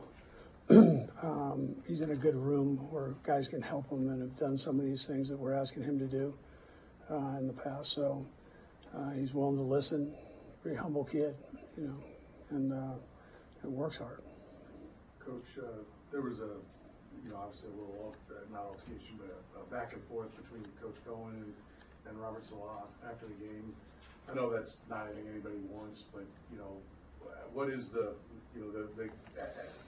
accusation, like when you talk about stealing signs and that kind of thing, what's the right way? I mean, you're kind of the old guard of the coaching fraternity. What's the right way to handle that? Yeah, listen, it's been going on that goes on. So if you're going to put a sign out there, I just gave you one, you didn't see it. But but if you're going to put it out there, guys are going to look at it and try to sneak it from you. So the headsets have kind of taken away a little bit of that, but that's what it is. It's all part of it, and kind of move on. So, yeah. Did you ever have any kind of conversation like that after a game? No, but listen, those guys know each other. That's the thing. People, they're buddies and competitive, and we're at the same place last year, and so it gets brotherly, So they start arguing. That's all right. They're all right, Coach, the last time you played a regular season game in Jacksonville, Jawan had to lash of penalties and came out of the game. This is obviously an emotional game for him, and he goes off the quarterback's cadence on a Monday night. It's going to be a big crowd. Is there a special focus for him this week for this game? Yeah, well, it's home, and he did play there at the same time, so I'm sure it'll be emotional for him that way. And then he knows the other part of that. He knows he's got to focus in on not being too quick off the ball, and but at the same time being quick. You got to be on time, spot on, and so he's worked hard at that. Coach, you kind of touched on this a little bit, but this is a new coaching staff, first-time head coach, a bunch of brand new coaches coming into a situation. Just how impressive is it that they seem to kind of have a character already this early into a tenure of a guy? Yeah, I think it's great. It's great for the league, and it's legit. So this is something, they're playing good football, and they're coaching well. You can see the guys are listening to them and doing what they want, and that goes off to them. But I think overall it's good. It's good for the league to have that kind of competition, for sure. Andy, with your wide receivers, when you get Xavier back, obviously it means less playing time for someone this last week. It was Taekwon. I just wonder, like, is this going to be like a week-to-week thing? You sort of analyze maybe best guys to use if you want guys to get in a certain role or rhythm? Yeah, I mean, there's one ball, so the guys know that, and as long as you stay humble with it, and you don't get that hungry thing where you start wanting and then don't play. But I mean, the guys have done a great job. They're all good buddies, and they're kind of pulling for each other. But you want to maintain that. That's a tough thing. So when you have a number of guys, what's real is there's one football. Coach, you probably addressed this Monday. I apologize. How did the offense? Was the offense as good as it looked to us just watching the game? Yeah, listen. There were some good things. There's some things we've got to work on. Can we be better? Absolutely. On the offensive side, Matt has done a good job of finding things. With Joe Blameyer, these guys are finding things that work for the guys that are playing, and kind of the offensive line did their thing. They got another huge challenge this week. I mean, this defensive line is a good one. So it's every week is its own deal. But this past week there were some good things that took place. We just got to keep building on that. Sarin? Coach, I know we've had Deion Sanders play both ways, a little bit, but no one's really kind of leaned all the way into it the way the Jaguars are with Travis Hunter. I'm just curious of, what do you think, how difficult that is to try to be up to speed on both sides of the ball, and was there anyone you were ever tempted to try that with? Yeah, I mean, you get a good player, you'd love to be able to do that.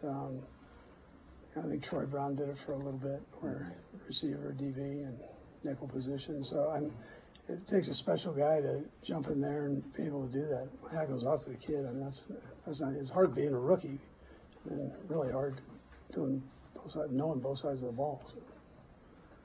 Okay, thanks, Coach. All right.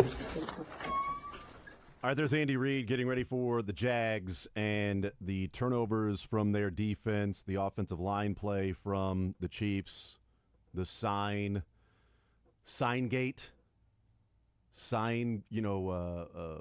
controversy between Robert Saleh and Liam Cohen. And then also he brought up something that I want to get into after the press conference is over, when he's talking about the different skill position guys and says, you guys got to know there's only one ball out there. And, executing, but as long as you don't get that hungry thing, that, I do want to talk about, what that means and this team, because there's only one ball out there, and they only have 2 more games before that one football becomes a little more difficult to get when Rashee Rice is going to be on the field too. Sure. So that's going to be, how do you stay that cohesive unit in the wide receiver room and simply do your job when the first 3 weeks of the season, your job is going to be vastly different than what weeks 7, 8, 9, and on would be your job outside of Rice and Worthy. Those are the only 2 guys. Still a good problem to have. 100%. Having a lot of talent in the wide receiver room, right? Great problem to have. 100%. When you've got and guys, not one that we talk ourselves into, because we talk about how can you move on from that guy, Amir Smith-Marset? You can't cut Justin Ross. You kidding me? You can't. They've got so many guys, like MVS is going to break out. Kadarius Toney's going to break out. Sky Moore, second rounder. Sky Moore, this is his season, man. This is going to be the year. He's going to show what everybody, it's now year 3 into the system. Like, this is going to be amazing for Sky Moore. Year 2, whenever it was. I don't know. What was that, 2023, when everybody was dropping the football? I guess that was year 2 for Sky Moore. He's going to have a big breakout year. Boy, a lot of us were wrong. And I say us because I was in that category of saying, it's got to be something there with Sky Moore, and a full year in the system. I think that this could be a year where we see him more as that, maybe slot receiver, go-to possession guy just to pick up the first down. He doesn't have to be some big game breaker, but, contribute and be effective. And coming off that Super Bowl win, hey, this is going to be good. It's going to be pretty good, But no, not the case for one Sky Moore. So. Still, it's a great problem when you have this many receivers stepping up, and when Tyquan Thornton has blossomed in it. It's a good question. That it does look like he's the guy who's taken the majority of the snaps away from because Worthy is back, and we'll see if it's a game-to-game thing or if that's just a one-for-one thing. We'll find out because I think Tyquan Thornton's been good enough that I don't know how you can take him off the field. Yeah. I think he's been better than Hollywood, quite frankly. Well, different style of play. But you look at the separation and you look at the deep ball and what he can bring. And I know Worthy brings a lot of the same skill set, but Thornton has been so impressive to me, and he's been better as a short yardage guy than I expected. Now, he's not getting the ball thrown a lot his way in short yardage situations, but in the red zone, he's shown strong hands. He's shown the ability that it's not just a throw it up and oh my gosh, let's just hope it doesn't go through his hands. No, he's got great hands. I've been very impressed. So, yeah, that 2 touchdowns he scored in the red zone have been maybe more impressive than the deep balls. Yeah, and Andy Reid mentioned a weather game, a potential weather game on Monday night. It is expected to rain pretty much all day Sunday and Monday and on in through Monday night. So whether that's heavy thunderstorms, lightning, or just steady rain, there is an expectation of this could be a sloppy weather game on Monday night. Hopefully the weather breaks for the game on Monday night, and we get to see a fun, entertaining game, and it's not it's a steady downpour that you just have to play through, get there, get the business done, get out of there with a victory, and don't turn the ball over against a team that's been opportunistic about turning the ball over, and especially in a game where it might be, weather-induced turnovers.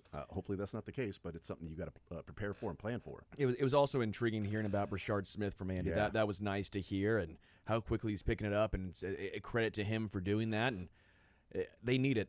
It's a little like Xavier Worthy and Rashee Rice when they were rookies, where sometimes it's a need more than a want. I don't know if you want to make him have that many snaps as a rookie or insert him into a lot of big plays this early on in his career, but you almost need to because you're not getting a lot of, no explosive plays, and just the efficiency outside of short yards from Kareem Hunt just really isn't there. Yeah, you need that guy that offers some of that juice, and we saw that on the quick pass to the right side where he turned it into a 17-yard run, a 17-yard catch and run, and it could have easily just been a 3-yard gain, but he beat the angle to the sideline and then cut it up. Like, that's who on the team besides him at the running back, and maybe Elijah Mitchell, but he's not active, but it's not Pacheco and it's not Kareem Hunt that are going to be able to catch that and then race to the sideline, beat the angle, cut it up, stay in bounds, take a hit, spin, still stay in bounds, and pick up 17 yards when, let's be honest, I think that was probably 3 or 4 for Pacheco or Hunt. Yeah. That's the difference. I could not agree more. And, again, Pacheco had a nice touchdown catch, and that was nice to see, especially after him bouncing back from the drop earlier on. But, again, you're totally right of when that play happened specifically, I go, that's maybe 3 yards. Yeah. Maybe 3 yards. And it made me wonder, when Cooper DeJean brought down Kareem Hunt, great open field tackle, and give credit to Cooper, but it makes you wonder at least a little bit of if that would have been Brashard that caught the ball. Yeah, he's probably that's probably a first down.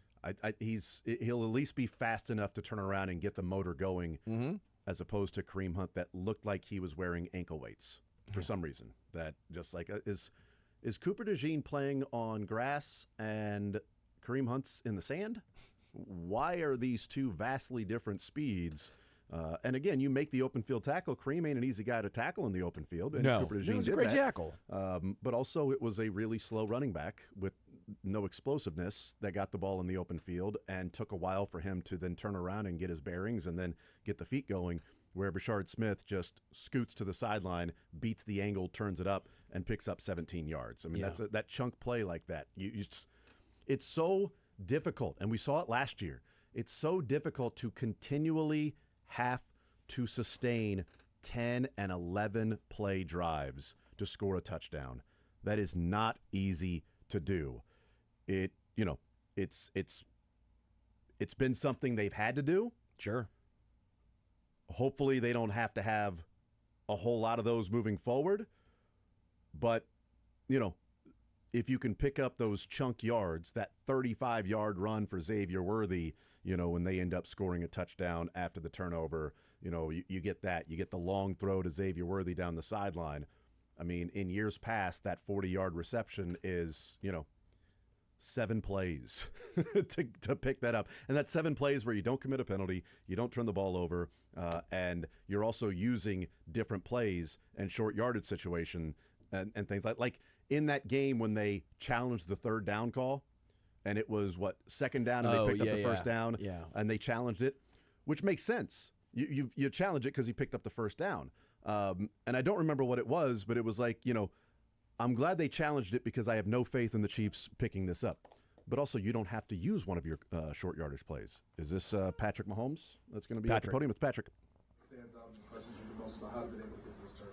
Yeah, I mean, I think they're very fundamentally sound. And when you have a fundamentally sound defense that's that talented, with the amount of players that they have at every single level of the defense, that's a hard defense to go against, and they do a great job attacking the football. They're causing the turnovers. It's not like the turnovers are just happening. They're punching the football out. They're tipping passes. They're intercepting the football when they get their hands on it. And so it'll be a great challenge for us. We have to make sure that we're really fundamentally sound as well, and we can't give them any opportunity because they're capitalizing on them. Isolating Hines Allen, I guess, what type of challenge is he in particular? Yeah, I mean, he's just like the perfect build for a defensive end. I mean, just fast. He's tall. He just has a great variety of pass rush moves, and then he can drop in coverage if necessary as well. And so he's done a great job in this league for a couple of years now. And so I think he's kind of in that perfect moment where he's kind of a veteran and kind of knows the veteran stuff, but still has the athletic ability to make stuff happen as well. And so a great football player that we'll have to account for on every play. Patrick, when you went back and watched this game, was it kind of how you'd seen it immediately afterwards, or what stood out to you?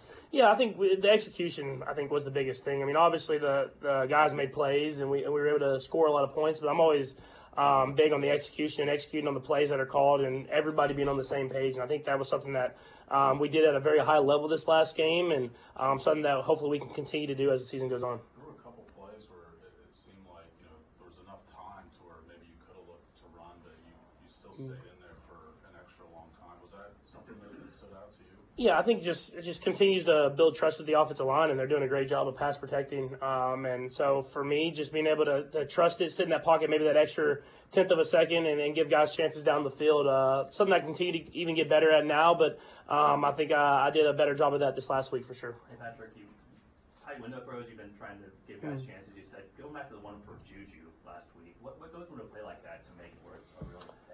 Yeah, I think it was we schemed it up very well, where we knew kind of the coverages that the defense was playing down there, and we knew that it was going to be a tight window. But the way they played their coverage, there was a spot on the thing, and Juju ran the route perfectly, and so I was ready to throw on time. And we had an option to go after that, obviously, but the window was big enough for me to throw the ball, and then a physical catch by Juju there in the end zone and making the play happen. And real quick, you guys have had more tight window throws, more deep throws, but not as many turnovers. I guess what do you attribute?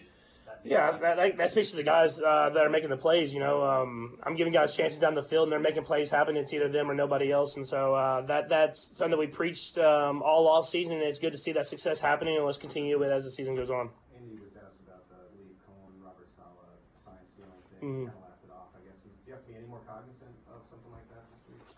I honestly don't really understand. I mean, we switch signals like every single week, so. I guess maybe, and I have no idea, honestly. So it's something that I don't necessarily understand, but we'll make sure to switch our signals, I guess. How much time do you spend on that every week to learn new things? Is that a big part of the week?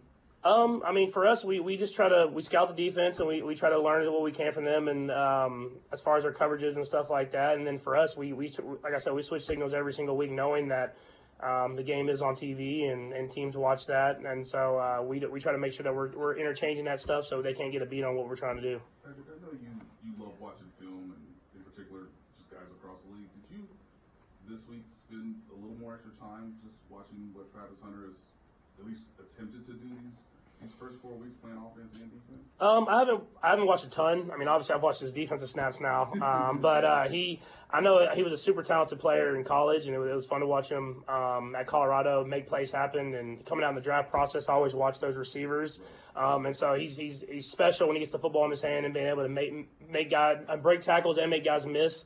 And then seeing him play defense now, I mean, he's done a great job obviously with his defense, done a great job in this scheme of playing man and zone and being around the football as well. And so a special football player and also someone that we'll have to account for when he's out there on the field. When you guys went back and looked at Rashard Smith getting a little more each week, what did you think this week with the role he had and how he did? Yeah, I think he's done a great job. It's just like any other rookie in this offense. You kind of give him more and more each and every week, and he's done a good job of taking it in and going out there and executing at a high level. And so we'll continue to do that. It helps that he played receiver a lot, so he can run routes, and he also played running back, so he can run between the tackles. And that's what you want to do. You want them on their heels, and then be able to attack them in a variety of different ways. Patrick, the way you guys were for almost 8 drives there, putting yourself in position to score, how do you guys kind of keep that edge about you? Yeah, I think there's still a lot to learn from. I mean, early in the first half there were some of those drives that stalled out, kind of like we had been doing earlier in the season. So trying to find ways to execute, especially earlier in football games, to build leads.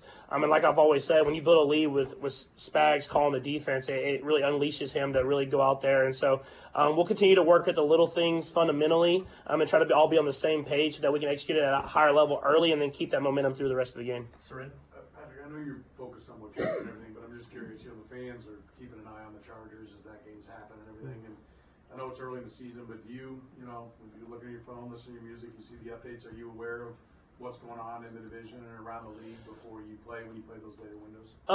Yeah, but like you said, it's early in the season, so we know we still have a lot coming our way. But I mean, I'm obviously rooting against them. So like if I see like the Giants are winning, I'm happier than if they weren't winning. So it's I'm not necessarily like keeping up to date like all the time, but if it's on the TV or if I'm at Arrowhead and they show a highlight, I'll definitely look and see who's winning the game. Patrick, it looked like you were watching the game the other night with Tyreek from the Prayers Up tweet. But have you talked to Tyreek, and what were your thoughts when you saw that? Yeah, I mean, I talked to him a little bit, but I think more than anything, just sending prayers his way because I mean, you never want to see that happen in football, and it's part of the game, but it's a terrible part of the game, and I know how he works, and so I'm excited to watch his comeback now. Kind of he'll get to work and be back at it, but obviously praying for him and his family because I mean, you never want to see that on the football field. Harvey. Patrick, I know you don't really pay too much attention to your individual accomplishments, but 252 regular season touchdowns, not the youngest player. What does it mean to pass a guy like Aaron Rodgers? And you guys are kind of like friends. Have you heard from him? No, I have not heard from him. I mean, I think he's like he was just in Dublin or something like that. So I don't know if he wants to reach out from there. But no, he's I mean, to pass him, and as far as right now, I mean, it's really cool. But I got a long ways to go, and the amount of touchdowns he's thrown, and that was someone I watched growing up. And so I'll continue to just get better and better, and try to score as many points as possible, and more than anything, win as many football games as possible. And I think at the end of my career, I'll be happy with where I'm at. Steve? Patrick, Xavier brought it seemed to bring a spark to the offense this past week. You obviously know what he can do. Did he exceed your expectations at all from coming off today? I mean, obviously, just you never know coming off injury, but that's what I expected from the beginning of the season. I think the best way to put it is he's a guy that can win one-on-one against really everybody in the league, and so when you have that much explosiveness and you can run routes like he does, it brings a lot of attention to him, and so you saw that they were having to make decisions if they were going to play man coverage or if they were going to play zone coverage, and then it helped get other guys open as well, and so as well as just bringing energy. I mean, he has a lot of energy on the football field. He's got celebration, seems like every single week, and so I think that's contagious, and it brought energy to the entire sideline and the entire team, and it was a great thing to get him out there. Last one, Sam. You didn't go against Noah Williams a ton probably in camp. I know he wasn't playing a ton with the ones, but did his physicality stand out to you even the reps you did get against him? Yeah, I think for sure. I mean, I usually have a pretty good feel for especially the DBs and stuff like that, and I mean, I was talking to Coach Merritt and Coach Spags early about just the way he played. I mean, obviously the physicality, but like he's in the right spot all the time, and he's in the right coverage. He has a good instinct for being around the football, and I think that's something that it's hard to learn. You kind of either have that or you don't, and so he's done a great job. I haven't been able to watch a ton of their film, but just from watching the coverages that I've seen, he's done a great job this year, and I think he'll continue to get better. All right, there's Patrick Mahomes. High praise for Noel Williams, saying that Steve Spagnuolo, Dave Merritt had conversations with him early about watching Noel Williams and how he plays, where he is, the instincts that he has for the game, and that's not easy. That's not easy to teach, and he's had that. He's got a guy in front of him that's blocking for him, highest paid guard. His name is Trey Smith. Here he is right now. Your best outing this last week. Just wondered if you felt that way, just how you would grade this last week, maybe compared to the first couple. Yeah, definitely just taking strides, as a unit, and just taking it game by game, day by day. And there are things we all need to work on, but really enjoy seeing the young guys get after it, and everybody in the group having success in that way. But like I said, there's still a lot of things that we all need to work on. Trey, when Kingsley was starting last year, you were a defender of your guy. I guess how great is it to see the strides that he's made and what he's doing in the season? Yeah, it's awesome to see Kings go out there and doing his thing and having success. And he's a great guy, and he's a great teammate, great friend of brothers. So it's always good seeing someone that you care about, going out there balling, doing well, and finding success on the field. And we know what type of player he is, how talented he is, and he has a high ceiling and potential for what he can be. Now that you're a little older, got the contract and so on, how does the mentorship go? How much do you enjoy that part of it? Yeah, it's cool. Great responsibility, man. Just trying to help bring everybody alongside with Creed as well, and Juwan as well, being the older guys in the room to help guide the younger guys and uphold a standard. Like I said, it's sort of top to bottom leadership with Coach Heck and Corey Matei, sort of dictating, and we just sort of make sure we uphold the standard. Trey, what's the biggest challenge? Just communication on the line, and is that the sort of thing you've already seen blossom a little more with a couple, 4 games under the belts on the left side? Yeah, I think just continuity with the offensive line, if you look at the position as a whole, is important. Understanding the tendencies of the guys you play next to, how he's going to take a certain block, how you set something up, how he's going to respond. It is extremely important just to build that communication, that comfortability, and that comfort level beside the guy you're playing with. And more specifically, just with Juwan, how does that communication work in terms of just spacing? And is that something you guys have to be conscious of all the time? Yeah, just different looks that the defense presents, playing with anticipation for it. And then just practice, like the more reps you get, the more comfortable you get, the more it's almost second nature. And being able to play with somebody for a couple of years, you understand their tendencies and their habits, and you have a certain level of communication that you have going into it. And, it all helps. And like I said, there's so much importance in terms of continuity and offensive line, playing beside people. Trey, with goal line and red zone, it's kind of your guys' chance to shine and opposer will. Where do you guys kind of feel like you're at in that front? Yeah, and in critical situations, just, we could always execute and be better. And at the end of the day, I feel like for us, if we just execute what our coaches have for us, we'll be good. And, I feel like there's always so much more for us to work on as a total unit. And with the Jaguars, the way they run the simulated pressure, the third down, and then obviously the stunts, what are the challenges there for you? Yeah, the Jaguars are extremely talented defensive front. A lot of veterans in that unit as well. They do a really good job. They're a good football team first and foremost, but especially up front, their defensive line is sort of the heartbeat of their defense. And they do a phenomenal job. And, it's NFL. Everybody's going to be good week in and week out. It's going to be a challenge up front. But, we're going to prepare. We're going to attack. And like I said, I can't give enough credit to those guys because of how well they played the game this year. Trey, you mentioned kind of the young guys and everything. As you look back, when did you feel like you were the player you are today? Was there a time that took 3 games, 6 games, a year and a half? When did you feel like you'd kind of matured as a player in that process? At least for you. I know everyone's probably different, but yeah, at least for you, when you felt like, okay, I got this. Yeah, it was a roller coaster. First year, to be honest with you. I feel like in playoff time, that's when I started really super settling in. Like, I know what I am, I know what I'm doing, sort of my role in the team, and the sense of urgency. Getting enough looks over that year span where it's like, man, I've seen every front, every type of player, and then obviously going to year 2, you have that level of, okay, this is where I'm at, this is where I need to be. And I feel like it's a constant building process. We're all trying to learn, we're all trying to be better, and it just takes a lot of time. And for our young guys, are doing a great job of attacking it. Like I said, we have great coaches with Coach Heck, Coach Matei. They do a good job making sure the guys are ready and prepared. And mentally, man, can't give them enough credit for how they attack every game. They handle it well. They handle it like professionals. You're known as a very aggressive player, right? Finishing blocks. I remember that was one of the big calling cards when you were drafted about, driving guys off the ball. When you have an RPO and, there's a limit to how far you can go downfield, how difficult is that for you, always having been aggressive, finish, drive guys, and then you got this limit where you got to stop? Does that take something away? How much does that make it difficult to be effective in the run when there's a limit? No, I don't really think it changes our mentality. Sort of what we preach, like, at the end of the day, it could be a pass. We run a lot of RPOs as well. But for us, it's just getting after the guy up front. And we have systems built in our offense where we aren't, down the field and doing things of that nature. But like I said, our coaches do a phenomenal job of teaching us that. There's a level of controlled aggression. I would say that's something I had to learn and still learning at times, but I wouldn't say it really affected my play that much as a whole for the most part, you know what I mean? Do you like the ones that aren't RPOs better, where you just know you can just drive the guy as far as you can? I have no preference as long as we keep pushing that ball down the field. No preference. Last three, go ahead, Tom. We talked about Kingston a little bit, but Simmons has had a couple of eye-popping moments for us, running down someone on an interception and things like that. I've seen him way out in front on some sweep type actions. Have there been any film room moments where you're like, wow, that's kind of different for left tackle? Yeah, he's had a lot. He's had a lot. I really like Josh, man.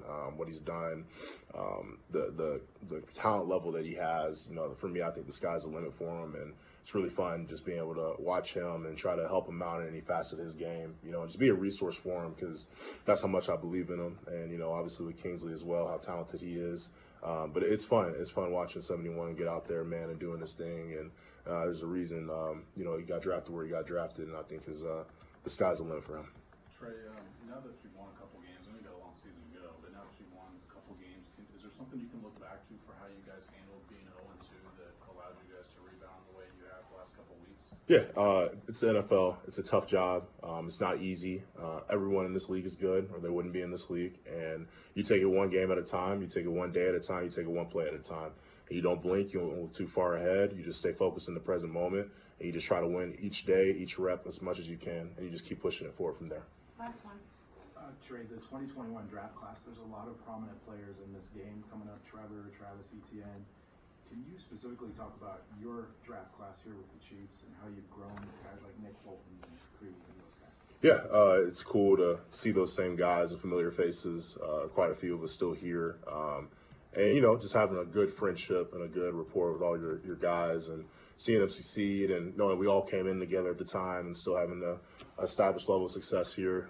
It's definitely a really cool feeling.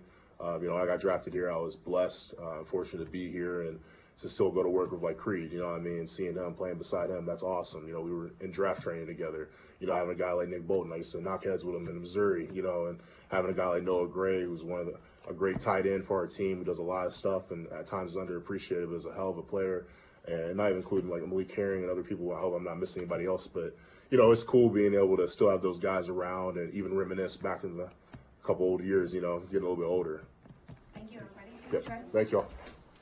4 of those 6 draft picks from 2021 still on the team. That's Bolton, Humphrey, Gray, and Trey Smith. The only 2 not on the team, Kando and Cornell Powell.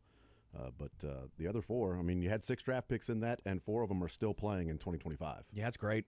So that's how you build sustainability. Yeah, that's how you're able to give out large contracts to other players. Yes, 3 starters and your backup tight end in just a little bit. But the question about the film room, when there are some plays that Josh Simmons has, have there been any meeting room watching the film moments with Josh Simmons that he goes, yeah, there's been a lot. There's been a lot. It's 4 games. 4 games in, and there's already been a lot of those film room moments watching Josh Simmons do what he does. And I guarantee that Xavier Worthy was one that they looked at, with him getting out in front of Xavier Worthy and sealing off, or at least getting in front of Kyle Hamilton, allowing Xavier Worthy to pick up another 20 yards after that. That left side's been good. Yeah. Kingsley's surprised me a little bit too, as far as I think he's really progressed nicely. Yep. We're told it'll be a little bit before Leo Chenal is there. I'm assuming he's in the weight room or something.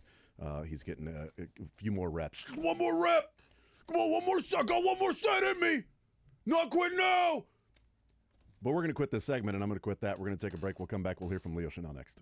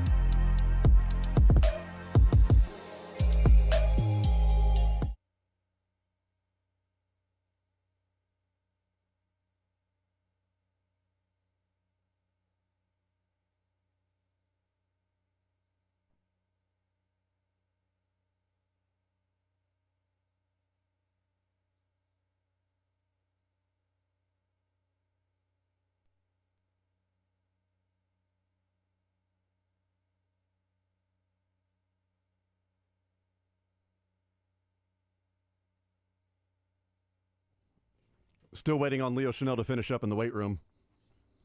I'm assuming. I mean, right now you can't prove he's not in there. You know what I mean? Can't do it. Not going to do it. Wouldn't be prudent. I'm going to hit the gym later today, and good for I'm you. going to imagine that our You're just going to punch some guy named Jim. That's what you're going to do. I'm going to imagine that our weightlifting up. regimens are a lot different. I'm going to imagine that we have very different workouts. It's actually a surprise that you would say that, because I would have expected you to go, I think Leo and I probably, can push around the same weight. Run the same routes. I feel like we can push the same weight. Mine's much more difficult, of course. That's what I was getting at. Well, see, that's the thing is, right, because here's the thing. Leo, I mean, let's be honest. He's kind of a beach muscle guy. Like, you see Leo, like, does he skip leg day? I wonder about that, Leo, like, because you see the biceps and the arms, but I wonder about the legs for Leo Chanel. Is he a beach muscle guy? I always laugh at that. And you are such a leg guy. Never skip leg day. I am big leg day to day, actually. Sure. You know what's hilarious? Well, it's going to be 5 days in a row. I'm on a heater now. I'm Oh, proud really? Is of that what myself. it is? Yeah, Good for I'm you. going for 5 days in a row now. I'm on 5 days in a row of no leg or upper body day. But people always make fun like it's a beach bod. I'm like, isn't that what you want? I'm not in the MMA. I'm not trying to be the world's greatest core dude. I just want to look good when I pop the top off. When the tarps come off, right? I don't want my gut flying in the wind. Yeah, but so like the different, like Leo Chanel is, he's high weight, low reps, and you are low weight, high reps. I mean, it's different, but more difficult. I'm low weight, low reps. That makes sense. I'm more that's or less probably what it is. Yeah, that's more in line with what I thought it was going to be. Yeah, but I no, didn't I'm an want to honest assume. man. I didn't want to assume. Yeah, sure. Yeah, it's low weight, low reps. Yeah, It's you're honest in your exaggerations. So that's true. I'm being an honest gentleman. That is honest, though. That is honest. See, I thought maybe you would have said, like, man, I mean, it's all about being cut. You know what I mean? I don't need to pack on the weight. You know what I mean? It's about being cut and showing the muscles. my goal right? is to be cut and drink cut water. That's exactly right. That's the combo. That's probably what it is. And drive a cutless. Yeah, Supreme maybe. Yeah, getting that cut dog. Do that. But we are just wondering if Leo Chanel's in the weight room. I think it's the best. He probably is. Explanation there. I thought it was interesting. Patrick Mahomes talking about Xavier Worthy, and he said you never know what he's going to look like. The impact. He was asked about the impact and what you saw in the game, and did you expect him to look like that and be that impactful? And he said, well, you never know coming off an injury, but that's what I expected early in the year. And talked about obviously he's got speed, he's a really good route runner, and then he said the defense is deciding what to do to handle him, whether that's man-to-man or zone, which is then opening up for others. And I thought that was interesting that the defense, he felt like, was adjusting to Xavier Worthy, where that used to always be about Kelsey. Well, there's much for him. I got a long ways to go. You look like a college interception was thrown right to you. I guess what made this one so special for you? Yeah, I was saying that to the guys. Like, this is the first one that I actually, made like an athletic or like, DB type play. So it was pretty cool. And the thing was plastering on a down that, Lamar's going to extend plays. So it's plastering on a down and just being able to read his eyes, Andrew's eyes, and just get my head around and do my best to make a play. So you kind of know that the blitz is called and that's probably going to happen that way, right?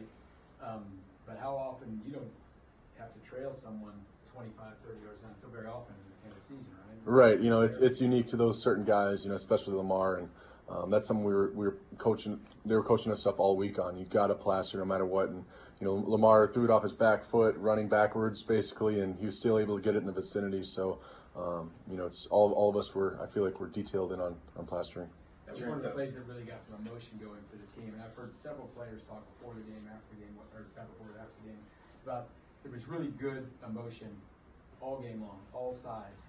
And that maybe hasn't been the case all year. How do you do that? I mean, how do you keep emotion up? Is it plays like that? I mean, because you can't just fake it, right? Oh, I mean, that definitely helps. And the challenge is being still vocal and full of energy even when things go south.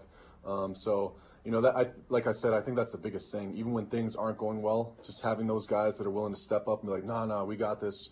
Still having that energy, because in my mind, that's bigger, because it's easy to let, get yourself affected. Energy vampires can bring you down, and luckily we don't have any of those guys. So it's definitely big in those moments. Leo Trent told me that the defensive backs have an all-hands board, and you made the board and moved up on the board. When you're, defensive backs talk about you like that, how does it make you feel? Man, it's special because, a lot of times they'll say, hey, great job in the run game or doing this, knocking somebody back. So, you got guys like Trent and those dudes saying that about it. It's a huge compliment. I just got to keep it going and prove it's not just a fluke. So. Did your agent call you and go, hey, nice job, I'm going to sell you as a coverage guy now? Oh, man. No, I didn't. There's a contract. Yeah, right. No. Yeah. No, but no, just trying to be as versatile as I can, man. Just help the team out. You mentioned that you looked at his eyes. Was that your cue on that play?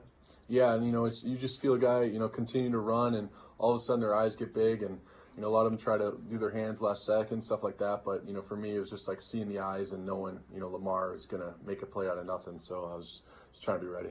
Leo, with a running back like ETN, what do you have to be mindful of? Sorry, can you say that? With a running back like ETN, what do you have to be mindful of? What stuck out on me just watching film the past few days is, how well he is like on the edge, and his stiff arm's good, but it's not just setting an edge. You got to have great eyes. You got to continue to press the edge because he'll bounce it out even if you got a DN setting the edge 2 yards up the field. So I think it's just trusting each other and continue to drive upfield on certain things and having good square hips, athletic position, and being ready to knock down a stiff arm. And then for you were at the one tech spot as a stand-up guy and you took on a double team. What was that experience like? Oh, it's cool being able to learn, like I said, from different guys. You learn from Chris and you learn from Trent. And as much as I can be, a Swiss Army knife as possible, like I'm going to be on the field more and help out the team more. That's where I want to be. And on that play specifically, I'd like to get the stop. I was driven back and kind of full head of steam running back. It's tough, but I just want to be able to make those plays the best I can. Overall, under new coaches for Jacksonville, how have you seen that operation change from previous times you've been at Jacksonville, and just how they look under that new coach? Yeah, I mean, what really sticks out is their use of motion, pre-step motion, whether it's jet motion or just, aligning, moving guys across the formation. So it's really having good eyes, and, every single person's got to be on, the same page because you get a jet guy and then somebody swapping back, everybody's got to be in their gap, the right gap, and they'll throw in, a counter pass or, something like that. So it's just guys having good eyes, disciplining their technique, and trusting each other. Last one, Nate. Leo, it seems that you guys, especially on defense, are pretty willing to share information and share lessons, and this is something I learned previously. Did that surprise you more than you maybe anticipated when you were a rookie? And then how much do you think that is now happening in turn with guys like Ashton, Noel, Boss, of course, on the defensive side, through the first part of this season? It's like teaching guys, you're saying? Yeah. Yeah, I mean, it's huge. I think we just got a great culture, that Coach Reed and Coach Beggs have established. You got guys taking other guys under their wing that, could possibly take their job in the future. It's a tough business like that, but you got guys that are just so humble. And, when I came in, I had a great group of linebackers. I just look around, I'm like, dude, we're blessed to be able to have guys like this because it's just making each other all better because you don't just learn as a student, you learn as a teacher as well when you're teaching. So it's pretty cool to be part of it. Who was that guy for you? There was a few. I mean, Nick is the obvious answer. He's somebody that was thrown in the fire as a rookie, and he's somebody that knows the defense in and out and plays with energy. So, yeah, I think probably Nick. Thanks, everybody. Thank you, Leo. All right, thanks, guys. All right, there's Leo Chenal, and yeah, it's interesting, that culture of teaching the guy that could potentially take your job. I mean, you're helping that guy out, and that next year he might be the one on the team, and you're on a different team because you're a free agent because you helped that guy learn and become the player that he can be, especially a contract year for Chenal when obviously different position than Bassa, but again, a contract year for Chenal. Who knows what next year is going to bring and what this offseason is going to bring for him. I would like him to be back with Yeah, the me too. Chiefs. He's a, as he said, Swiss Army knife. Now he's a coverage guy. Yeah. I mean, now he's on the all hands board for the defensive back room. Leo Chenal's up there. He's got half the career interceptions as Trip McDuffie already. Ooh. I mean, like, McDuffie's got 2, Chenal's got 1. He's right there, nipping at his heels. Just one back. He only needs one more, But yeah, so, and then Mark Andrews, the cue was, you got to see his eyes, just look in his eyes. And then I was able to read that one. So look, always look. He's a Karate Kid fan is what he is. We'll take it. Danielson. We'll take a timeout. Chenelson. Where's our next?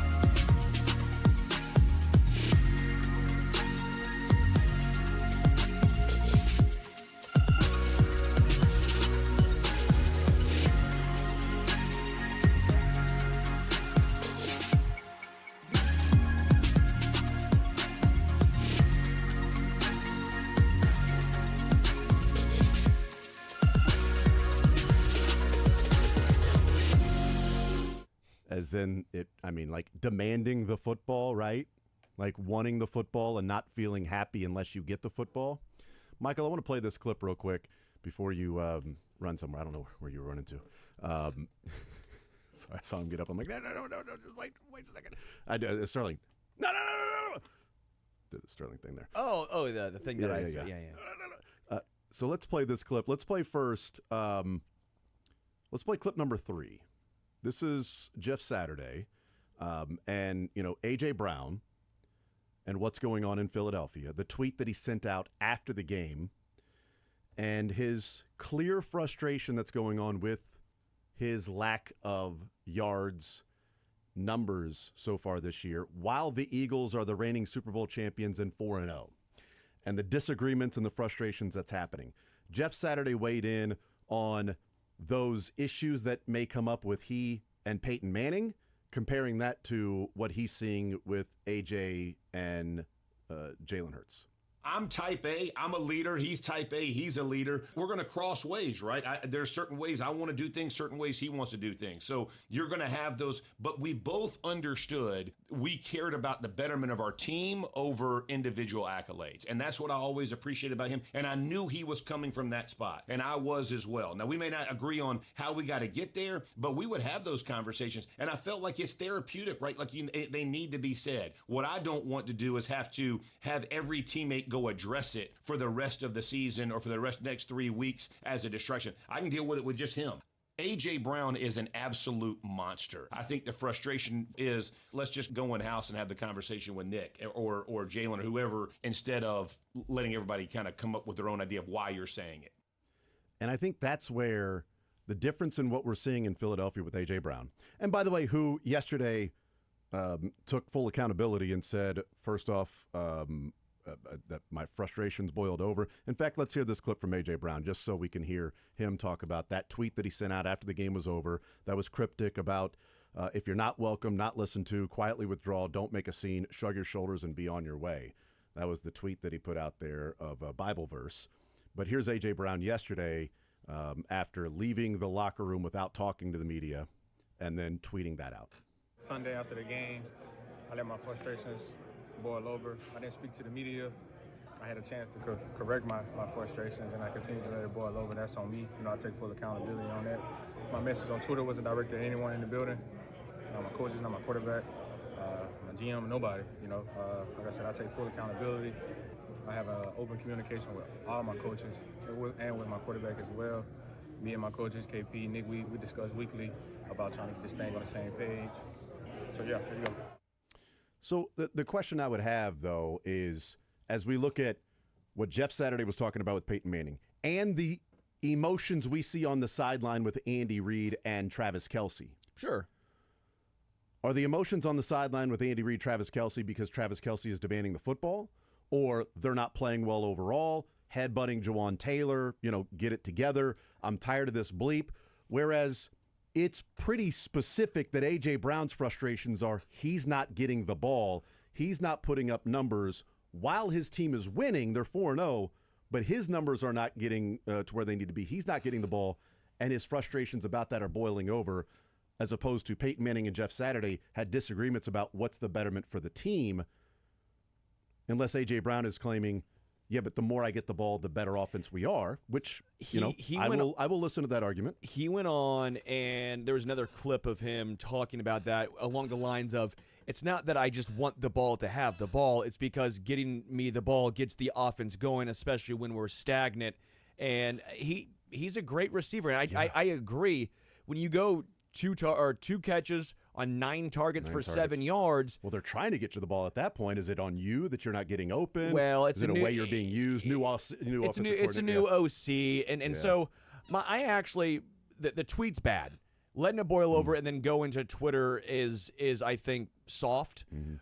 But he's taken accountability. You know who he is, and this is not the first time where he's wanted the ball or at least thought that he can be a catalyst to get the offense going. It's also not the first time that he's put something out there on social media about sort of the personal part of it rather than the team part of it. But you know this with him. Yeah. I actually didn't have a huge issue. The Twitter part I do, but a lot of his comments, and he clarified, in my opinion, a lot of it.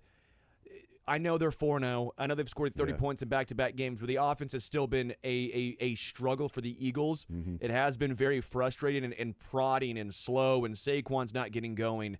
And I think there is an aspect to I believe that, yeah, if you give A.J. Brown the ball and he gets some deep balls going, well, that'll open up some of the running lanes for Saquon as well. So, quite frankly, I like having a alpha wide receiver. You can't have two, because if you have two guys doing that, it's going to be a disaster. But if you have one guy, that's a guy that you know is going to come through a lot of times in big-time moments, right? He demands a lot of attention, and he does open up things for the rest of the team. I actually see where he's coming from, and I hate to agree with I don't want to say a me-first guy, but a slight wide receiver diva.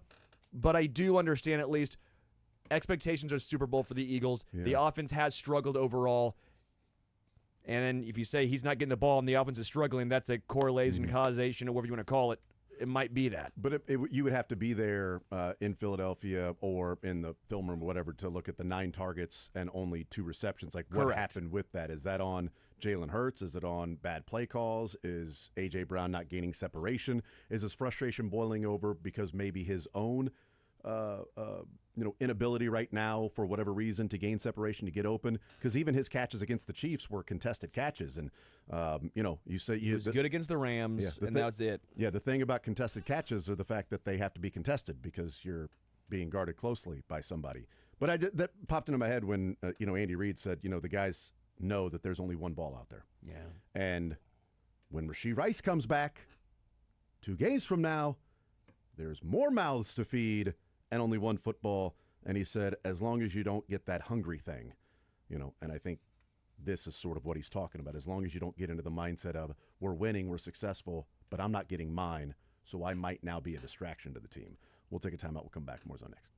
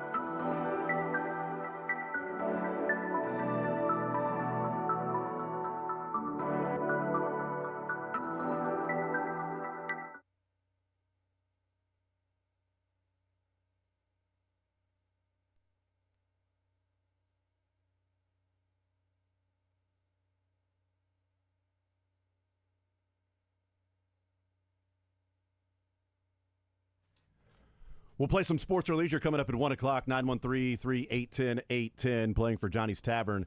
But wrapping up the A.J. Brown conversation, Sterling. Yeah, just a little interesting tidbit I saw here. So A.J. Brown has 14 receptions on 28 targets. So 14 of 28, that's 14 incompletions. Yeah. Between every other player, Jalen Hurts has only had 11 other incompletions. Wow. So at least on targets. I mean, it does sound like they are attempting to get him the ball. They're trying to get him the ball.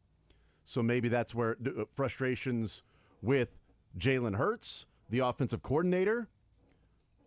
But the Bible verse reading, if you're not welcomed, not listened to, quietly withdraw, don't make a scene, shrug your shoulders, and be on your way. Like, he's not welcomed, not listened to, whatever that may be. But frustrations boiling over. But frustrations boiling over about not getting the ball while his team is 4-0. What he needs is some sports or leisure. That's more leisure, maybe. Less sports? I don't know. We'll find out.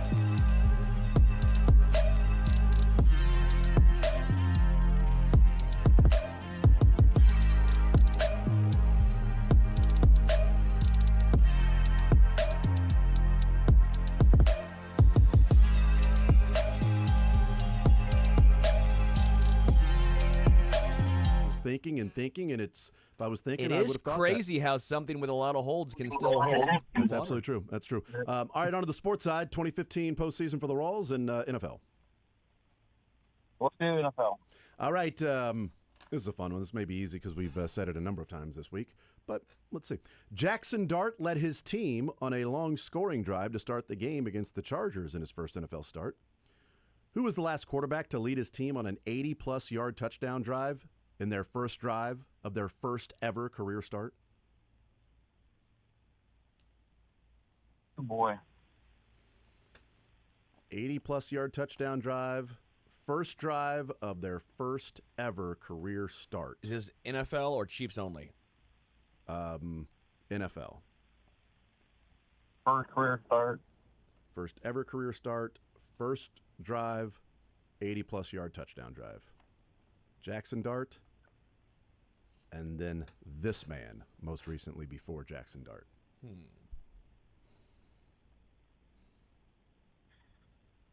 I thought we've said it a couple times, so maybe we haven't because Sterling doesn't know it, or Sterling just doesn't listen when I talk. That's obviously a possibility. Is it a guy still in the NFL? He's still playing in the NFL. NFL. So it's not Johnny Manziel. I was waiting for No, like it's not a Johnny wild No, this is a prominent player. like in the NFL. Deshaun Kaiser or something. It's a prominent quarterback in the NFL. All right. Prominent quarterback in the NFL. Oh, gosh. Is it Prominent quarterback. Just Midwest guy? AFC guy? It's typically viewed as, one of the best. One of the best, if not the best in the world. That ever did it. I'm going to throw a dart and say Patrick Mahomes. Patrick Mahomes against the Denver Broncos in Week 18 of the 2017 I didn't think they scored season. a touchdown, though. That's why it threw me off. Touchdown drive on the first ever drive of his first ever start to go 80 or more yards. Patrick Mahomes and Jackson Dart. Names that will be synonymous for the There's next no 20 pun years. intended there, by the way, when I said throw a dart. Throw a dart. Oh, yeah, maybe there was. I don't know. It added to it, Charles. You know what? Well done. That's a winner. It's back-to-back winners right out of the gates. Well done, Charles. We'll put you on hold. Get your information, sir. Winner, chicken dinner. That's right.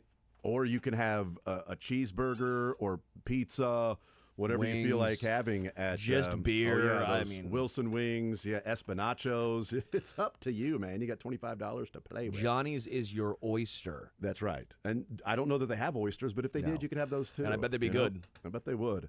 So, yes, Patrick Mahomes and Jackson Dart. Those are names that we're going to talk about together for the next 20, 25 years probably, 30 years maybe. Mahomes, Dart, Brady. You think that's what it's going to be? Patrick, Jackson, Tom. I think that's probably what it's going to be. 913-3-810-810. Let's bring in who is waiting the longest. It's Tim next up on Sports Radio 810. Tim, sports or leisure? Let's see. I wanted that Mahomes question. Oh, but dang it. came through in the clutch. Let's do leisure. And classic rock one-hit wonder. Classic rock one-hit wonders. Will roll with a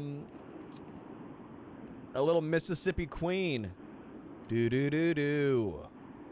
You know what he means? Do-do-do-do. What did he Oh, mean, though? man, I know the song well. It's a great song. Yeah. Yeah. I don't know what he meant. This is way classic. It's a great song. Great song. Doesn't have a one name that's Yeah, it is one name. no, it's not bad. No, it's not. While the rest of them dudes were making their friends. Boy, I beg your pardon, I was losing mine.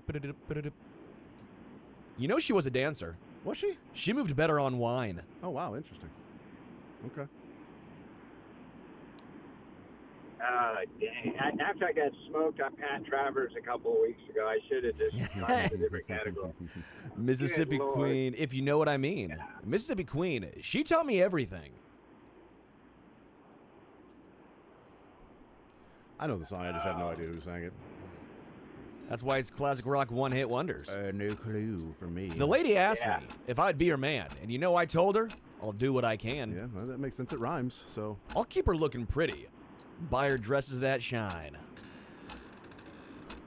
What's the next line that rhymes with pretty? Nothing? Okay. No. All right, throw a dart. Got to throw a dart now, Tim. All right. It's not right, but the only one that comes to mind is when the Badfinger. It's not Badfinger, They had more. darn They had more than one. Yeah. Yeah. All right. Yeah. The losing streak continues. You know what, Tim, I'm it's sorry. all good. You're about to break it. You know what? You can't. You know what? You can't break a losing streak without having one, Tim. So That's true. That's the way to look at it. Next week. Next week, you're going to break that I'm thing. studying for next week. Same category. All right, great. We'll see what those categories are next week. Thank you, Tim. Appreciate it, brother. 913-810-810. I mean, you can't choke if you've never been in a position to have that much pressure on you. It's true. And you can't break a losing streak if you don't have a losing streak. So just find the silver lining in everything. Let's go to John next up on Sports Radio 810 WHB. John, sports or leisure, what side would you like to start with? Well, I tell you what, 2 weeks ago, I followed followed him and got the Pat Travers question. Oh, wow. Oh, man, this is going to So be. I'm going to also take the question he just teed up for me. So, Tim, thank you very much. Oh, man. What's the band? Well, Mountain. It is Mountain, yes. Mississippi Queen is by. so That funny. is amazing. What are the odds of that? That is great, man. You know those commercials like call the backup? This is just the that's backup right. call. You need to call in the backup. That's great. Tommy Cutlets or Johnny Cutlets. This would be. You know what? John and Tim, great Great trivia combo. team. Yeah. Great trivia team. Because I bet Tim could probably answer some other questions, but John has those. On to the sports side, 2015 Royals postseason and NFL. Well, I'm going to have to do the Royals question, Denny, so if you don't Oh, mind. that's right. Yes. Let's see. Let's go with this one. In the Royals' postseason run of 2015, they played 16 games. Which pitcher threw the most innings of that postseason run? Starter or reliever? Let's see. 2015. That was so thinking out loud, thinking. Oh, goodness gracious. That's post Giordano. Not post, I mean. I'm going to have to throw a Jackson dart and go with. That was pun intended. Goodness gracious. I can't even think of any of the Royal starters in that. Well, there was, Gracious. there was one of the guys that you mentioned. There was a great trade piece, and there was a fantastic free agent signing the year before. What was the question? I wasn't paying attention. One more time. Oh, cool. It was the Royals postseason of 2015, 16 games that they played. Who pitched the most innings? Which pitcher threw the most innings in the 2015 postseason? Yeah, that was. Can I give an obscure hint? I mean, sure, if you want to. The leading pitcher threw a no-hitter later on in his career with a different team. That's right. Yep. He did do that. Yep. And this is the one I think he did last year, too, because I think I made the No, joke no, about. I didn't do this one. I looked, and man, if I did this one last year, because I looked this up last, I had to do the math. This wasn't the one I did a joke on? I hope not. I think it might just be the same name of someone, and so that way I can. Might be. Yeah, it's going to be, if we're talking, I mean, obviously, Yeah. no hitter later on, it's the same name. The other hint I would give is that his father wasn't there to see all of those innings pitched. Yes, also correct. Yeah. Did Edison Volquez throw a no-hitter? He did after the Royals. Yeah. Okay, so I will go with Edison Volquez. Edison Volquez is correct. That is correct. God. Edison Volquez. I think the joke I made was he was in a huge standoff with Nikolai Tesla. Edison, yeah. Edison, yeah. Well, there's Edinson, Right. but still, player remains. Volquez, 28 and 2/3 innings. Second most Cueto at 25 innings. Johnny Baseball. Johnny Baseball. All right, that's a winner, right? Because he got, that's right. Because Tim helped you along the way, and John got Yes, that question. thank you, Tim. Although John would have got it anyway if he was asked that same question. So there you go. John, we'll put you on hold. Get your information. Congratulations, sir. Well done. Thank you, guys. Absolutely. 913-381-0810. There you go. Another Royals 2015 postseason question. I think I remember the question where Volquez was the answer to it. Yeah, it was a different one. I remember what it was now. It wasn't this particular But I just remember laughing because we made the joke about he was in a huge argument with Nikolai Tesla and Westinghouse. But turns out when you talk about that 2015 postseason run specifically, his name may come up a lot. Yeah, he was good, pretty damn good. Let's bring in Cajun to the game here on Sports or Leisure. Cajun, what side do you want to start with? Sports side or the leisure side? Let's do leisure, but here's a fun fact for you guys. Did you guys know in order to discredit Tesla, Edison publicly electrocuted a live elephant? Yeah. I didn't know that. It was not great. I know it now. There was a lot of things that were not great back then when they were trying to figure out electricity. Right, yeah. I just thought that was a fun fact. It is a fun fact. Yeah, because Tesla, it was Tesla, and you had Westinghouse as well, and then you had, obviously... And Clearinghouse. And then they were just in arguments back and forth about light bulbs. Big time about light bulbs and the currents and trying to figure out how the currents went in and which one were the best. One of the greatest... Which one would light people on fire. One of the greatest national controversies of our time, light bulbs, Who's right, who's wrong, light bulbs. It really took and the air brakes. Then you eventually got air brakes for trains, which was a huge deal. That helped. Every time I hear air brakes, I think of the Bugs Bunny cartoon with the bomber going to crash into the ground, and they used the air brakes to stop the crash. Well, see, it worked, and they still, I believe, are still using those today. They should use more air brakes. Let's do one hit. All right, classic rock one-hit wonders. We'll go with "Smoking in the Boys' Room." Brownsville Station. That is Brownsville Station. Covered a lot of times, too. Motley Crue did a good cover of that, but smoke is not allowed at school. I would have only thought of Motley Crue. I think that's probably the version that I think of with that. That's Brownsville Station. That's Brownsville Station's still the most popular one, the OG one. Okay, maybe that's the one I hear, but in my mind I picture a different band. I don't know. Smoking ain't allowed at school. Yeah, you're a band guy, are you? Yeah, for sure. All right, on to the sports side. We got Royals 2015 postseason. We have NFL questions. NFL, please. All right. I'd have never got that Volcast question. Oh, you're good. Okay, so we'll go with this one. Christian McCaffrey had his 12th game of his career with 10 or more receptions. That is the most all-time by a wide margin. Can you name either of the players who are tied for the second most ever for a running back with 10 or more receptions? The second most ever is 7. He's already at 10. Either of the running backs that have 7 games with 10 or more receptions. Both of them still active, by the way. Who was number 1, you said? Oh, McCaffrey. still active. Both of them still active. McCaffrey has 12. Derrick Henry? Both receptions. 10 or more receptions in a game. Oh, receptions. Yep, 10 or more receptions in a game. McCaffrey has 12 games, I should say. 12 games in his career. It's crazy. And the next closest has 7. One I think is obvious. One is both of them are still active. One is not active anymore this year. Yeah. He was active until a couple weeks ago. Yep. And the other one is active, and people are hoping he'll be active in Kansas City. Yeah, I think I got both. I think I got both of them. Oh, is that guy y'all been trying to poach from my team? Cajun, I may have given you this question for a reason. Cajun, I may have given you this question for a reason. Alvin Kamara. There you go, Kamara. And why did I not know that? I should turn in my Saints card. That's the obvious one, because that's check down Charlie. The other one is Austin Eckler, who ruptured his Achilles earlier this year. But Eckler and Kamara both have 7. McCaffrey's got 12. For some reason, I keep thinking Brian Westbrook had more great games. And every time I hear one of these questions, I think it's Brian Westbrook, and he's never the answer. Yeah. He had like a bright 2 or 3 year run when it was like Brian Westbrook. It was like Arian Foster, the stud guy, and David Johnson. Yeah. Okay.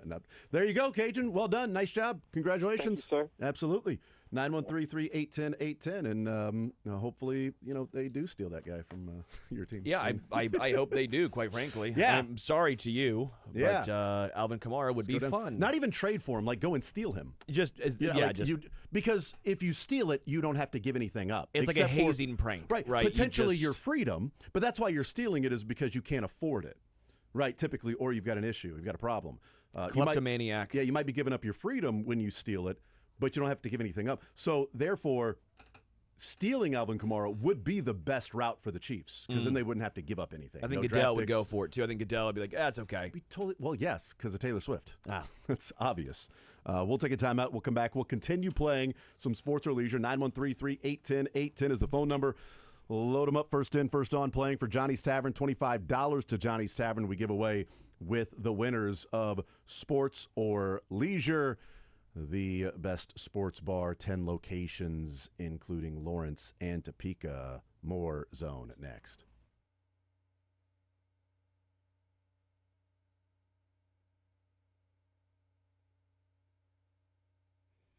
Well, NFL fans, what's your favorite touchdown? Because for me, it's the next one. Because with DraftKings Sportsbook, an official sports betting partner of the NFL, every touchdown can bring you closer to cashing in. You know, we had that Christian McCaffrey question right there. He likes to score some touchdowns. He's in action tonight. He might be the only one that can score some touchdowns with all of the injuries on that offense, including their quarterback. So we'll see if that's a play for some of you out there tonight. From first touchdown scores to anytime touchdown props or just simply the thrill of live in-game betting, every snap is loaded with opportunity. And here's the best part. Bet just $5, and if your bet wins, you're going to get $200 in bonus bets instantly for new customers. Your team hitting pay dirt pays out to you. Download the DraftKings Sportsbook app and use code 810WHB. That's code 810.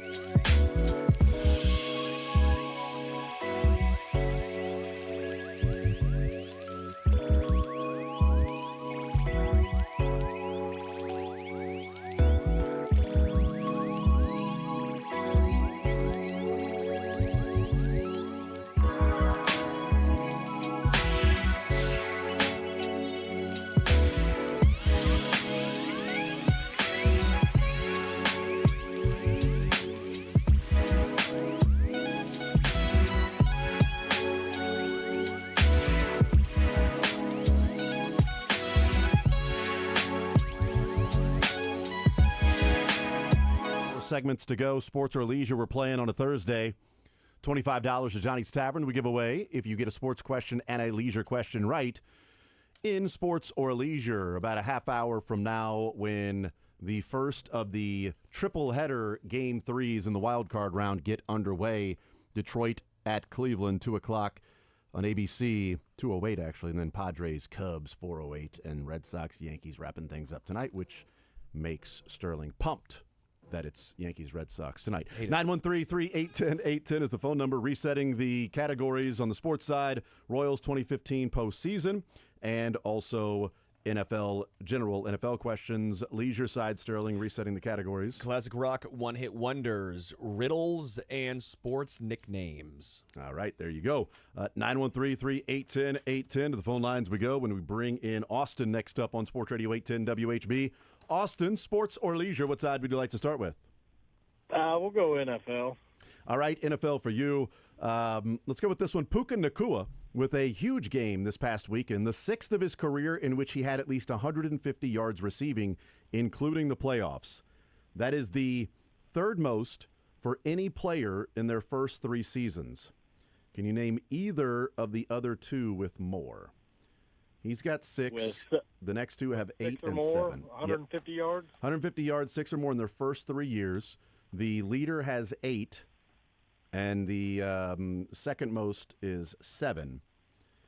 One no longer playing, and one of them still active, but not able to increase this number because it's the first 3 years of a player's career. Oh, man, I'm thinking like Jerry Rice or, you said one is active. One is still active, and one is retired. One is retired. So I'm thinking like Jerry Rice or Justin Jefferson, Jamar Chase, something like that. Well, one is still active. Okay, I'm gonna go with Jefferson, Justin Jefferson. Boom. Nice. Justin Jefferson has 8. He is the leader. The other hint I was going to give is both of these guys did it with the same team. Randy Moss. Did it with the right. That was my second guess for the retired guy was Randy. How crazy is that? Both those number 1 and number 2 of the most games of 150 yards in your first 3 years, both Vikings. Randy Moss and Justin Jefferson. I was going in Calvin Johnson. I thought Calvin Johnson would have done it. You were in wrong division or wrong team, right division. Wrong team, wrong. Yeah. Yeah. So you were close, but you would have been wrong, Sterling. But well, luckily, you would have given me another guess. Luckily, Austin, not you. I would have given you one guess, and Austin didn't need another guess. He got Justin Jefferson correct, and he's now on to leisure with Sterling. Sports nicknames, riddles, or classic rock one-hit wonders? We'll do the one-hit wonders. All right, one-hit wonders. Turn Up the Radio. Love this song. Turn up the radio. I thought you were just telling me. Turn Up the Radio. That would be... Oh, man. I remember this song when I'm playing video games in high school. Oh, yeah. That would be... starts with an A. It does start with an A. I'm thinking Aerosmith. It's not Aerosmith. No, it is not. It can't be. Day in, day out, all week long. Autograph. Things go better with rock. Nice job, Autograph. The only time I turn it down is when I'm sleeping it off. Oh, that makes sense. And Autograph. There you go, Autograph. Never heard of them, but I've heard of that song. Austin, we will put you on hold, get your information. Congratulations, $25. Johnny's Tavern heading your way. Appreciate it, guys. Absolutely. 913-381-0810 is the phone number. It's just still it's crazy, coincidental, whatever you want to call it, but the same team, Randy Moss and Justin Jefferson, same team having a wide receiver be that good, that fast, and be like immediately one of the best wide receivers in the league. Yeah.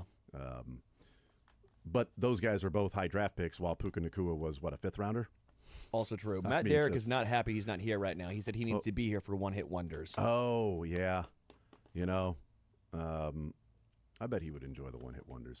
He likes the especially one-hit wonder power ballads. Yeah, I think that would be right down That's his... a fastball for him. If he's a good fastball hitter, I don't know. Maybe he's a good breaking ball hitter. Then that's a breaking ball for him. Whatever he's good at hitting, That's what I think it would be. Shockingly knuckle curves. Very It's weird. tough. Yep, Yeah. absolutely. You got to drive that knuckle into there and curve that thing. All right, let's go to next up is Brian. Sports Radio 810 WHB. Sports or leisure, Brian? What side do you want to start with? Let's go leisure. Classic rock one-hit wonders, riddles, or sports nicknames? We'll do one-hit wonders. All right, one-hit wonders. The Ballad of Jane. This band has had like 90 members in it. Wow. That But only wrote one hit. Very famous band. Everyone's going to know the name, but yeah. The Battle of Jane. The Ballad of Jane. Ballad. L.A. Guns. That nice job. is L.A. Guns. They have had, I mean, I don't know how many members, like 70. It's insane. But yeah, that was the original, like, Guns N' Roses. Then there's L.A. Guns, but they just rotate people in and out apparently now. But only one hit. Pretty much. Okay, very good. On to the sports side, and we've got Royals 2015 postseason. and NFL. Royals postseason for you. Sure. All right, let's go with this one. Game 2 of the American League Championship Series against the Blue Jays. Royals were up 1-0 in the series, but down 3-0 in the 7th inning. David Price on the mound. Royals didn't have an answer for him until a little bloop into right field that was misplayed by Jose Bautista, which opened the door to a 5-run 7th inning and a commanding 2-0 lead in the ALCS. I ask you, Brian, who had that little bloop into right field that Jose Bautista and I think first baseman, second baseman, whoever it was, got confused and let it fall right in between them looking at each other. 5 runs later, the Royals would take a 2-0 lead in the ALCS. Who had that leadoff? Should have been out, but was a single. I mean, it feels like the Lorenzo Cain triangle. I'm going to go with that. It's not a bad guess because he was one of the players on that. I'm going to give you one more just because we're feeling good today. I'm going to give you one more. It was not Lorenzo Cain. Trying to think of what that. Let's see if I can. You said what inning was it? This was in the 7th inning because David Price was brilliant in that game until the 7th inning, and he could have continued his brilliance, but it fell apart quickly after the Blue Jays fell apart quickly when they could not keep it together between the ears based on one mistake. I feel like Salvi is good for one. I'll just try that. It was not Salvi either. Brian, thank you for playing, man. I appreciate it. Well done on the LA Guns. And have a good day, man. I appreciate it. 913-381-0810. That question is out there available for someone to call in and request if they know the answer to it. I was going to look up if I can find the answer there because down 3-0, 5-run inning. What would that be? Okay, yeah, cool. All right, 913-381-0810. We go to the phone lines. We bring in Jared next up on Sports Radio 810. Jared, sports or leisure? What side do you want to start with? Let's go leisure. All right, classic rock one-hit wonders, riddles, or sports nicknames? Sports nickname. Sports nicknames. Do you want NFL, baseball, or basketball? NFL, why not? All right, NFL. We'll go with the Minister of Defense. Nice. The Minister R.I.P. of Defense.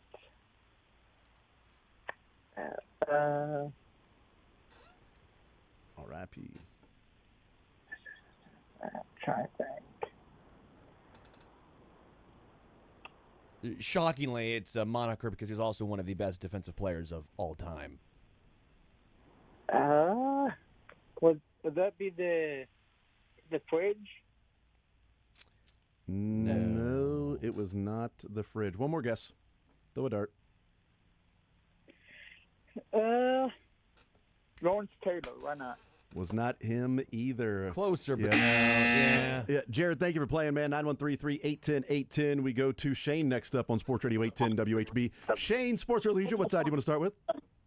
You guys, leisure. I'd like that question that's out there, please. Yeah, Minister of Defense was who?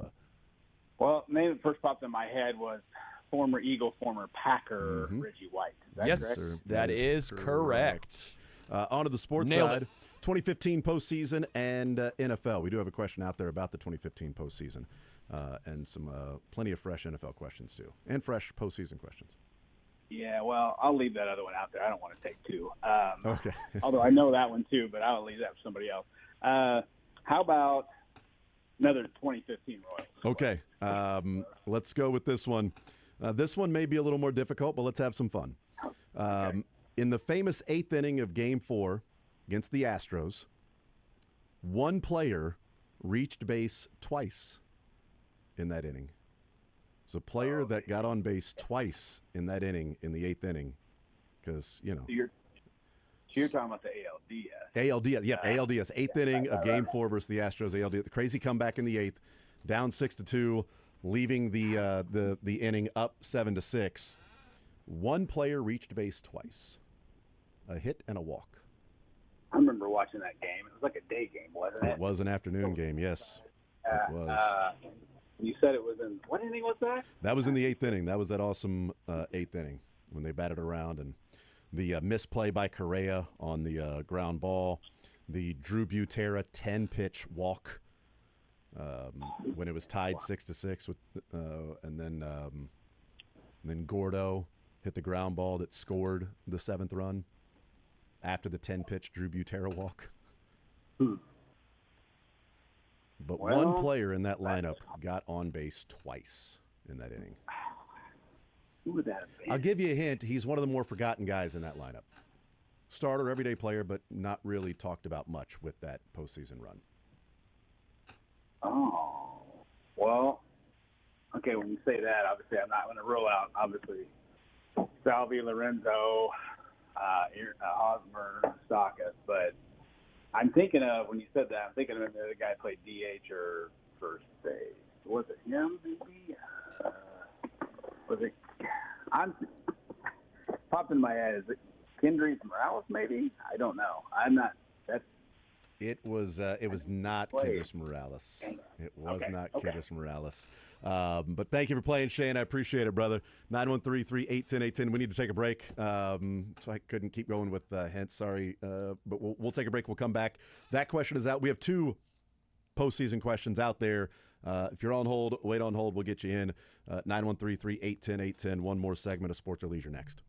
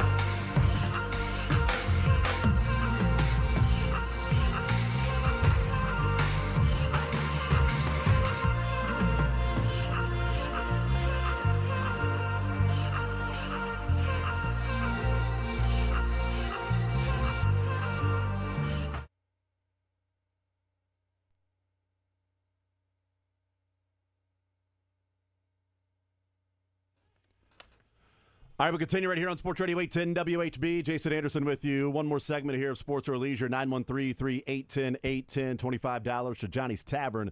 We are playing for in Sports or Leisure. A couple of Royals 2015 postseason questions that are out there, and plenty of NFL questions. Also some fresh questions from that 2015 postseason run as well. To the phone lines we go. One more segment to play, and we bring in John next up to play some Sports or Leisure. John, what side do you want to start with? Let's go with sports. All right, we got 2 questions out there for the 2015 postseason. We have fresh ones as well, and we also have NFL. I think I could either one of the 85 Royals. I think the guy that batted twice was the little-known Alex Rios. Alex Rios is correct. He had the leadoff single that was right in front of Carlos Gomez, and then he walked in his next plate appearance before Alcides Escobar ended the inning. Over to Leisure with Sterling. Sports nicknames, riddles, or classic rock one-hit wonders? Let's go with one-hit wonders. All right, Werewolves of London. Werewolves of London. Ooh. I might have dated one. Now that I That's pretty good. Werewolves of London. Okay. Yeah, what band? What's the band? What's the question? What's the band? What's the band? Yeah. Who sang Werewolves of London? Oh my God, I would have no idea. You're talking to a guy that grew up on Slim Whitman. I'll take your word for it, man. You want to throw a dart as to who the one? Why did you choose classic rock one-hit wonders? That's then a good question. It's a great question. That's a good question. I think I might have stumbled into one, like the Royals getting a key hit with men on base toward the end of the season. Yeah, you stumble into every once in a while, just blind squirrel things like that. He stumbled in. Oh my gosh, there was a Werewolf of London in there. That's right. Honestly, I wouldn't know. All right. You might want to get somebody who's much younger than me. I'm in my 70s. Okay. I mean, much younger than you. This song came out in like 1970. Well, what's your point? Busy listening to Frank Sinatra and Tony Bennett. I'm pretty much of a square and basically a dullard. I don't. I mean, don't buy that. the guy was born in 47. Jeez. If you give me the answer, I'm going to kick myself. But I can't. I don't know. Well, I think the next caller or two may have the answer to that one. John, thank you for playing, man. I appreciate it. We got to get these last couple in. Eric, next up, Sports or Leisure. Eric, what side do you want to start with? I'll start with the one that he just couldn't answer with, classic rock, one-hit wonder. All right, Werewolves of London. Who was it? Warren Zevon. Yes, it was Warren Zevon. Yeah, I thought it was Warren G, but close. On to the sports side, we've got Royals 2015 postseason and NFL. We have a question out there already for the Royals 2015 postseason and some fresh ones. What are you thinking? We'll do a fresh one with the NFL. All right, fresh one with the NFL. Let's go with this one. This is fun. Dylan Gabriel will start this weekend after Joe Flacco was benched. Can you tell me who the last Browns quarterback was to start every game in a season for them? Oh my gosh! It's a fun one, sort of for a reason, with the Browns and the overall ineptitude, and also just walking away from a guy. But, I'm just going to throw a dart. I'm going to say Tim Couch.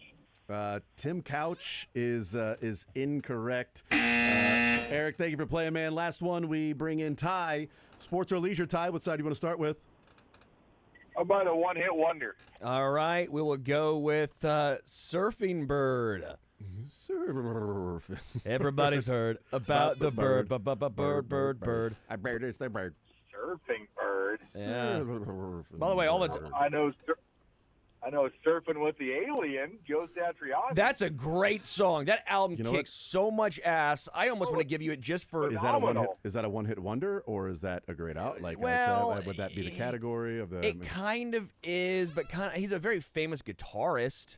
Man, that's tough. I don't know any birds that surf, unfortunately. I know an alien that does, but I'm not a bird. I want to give it to him because you Joe Satriani pull. We'll give it to you. All right, on the because it was a great pull. So Sterling is feeling wonderful. He's feeling nice. Live, second row, phenomenal. Nice. I love that. All right, 2015 postseason or NFL? What are you thinking?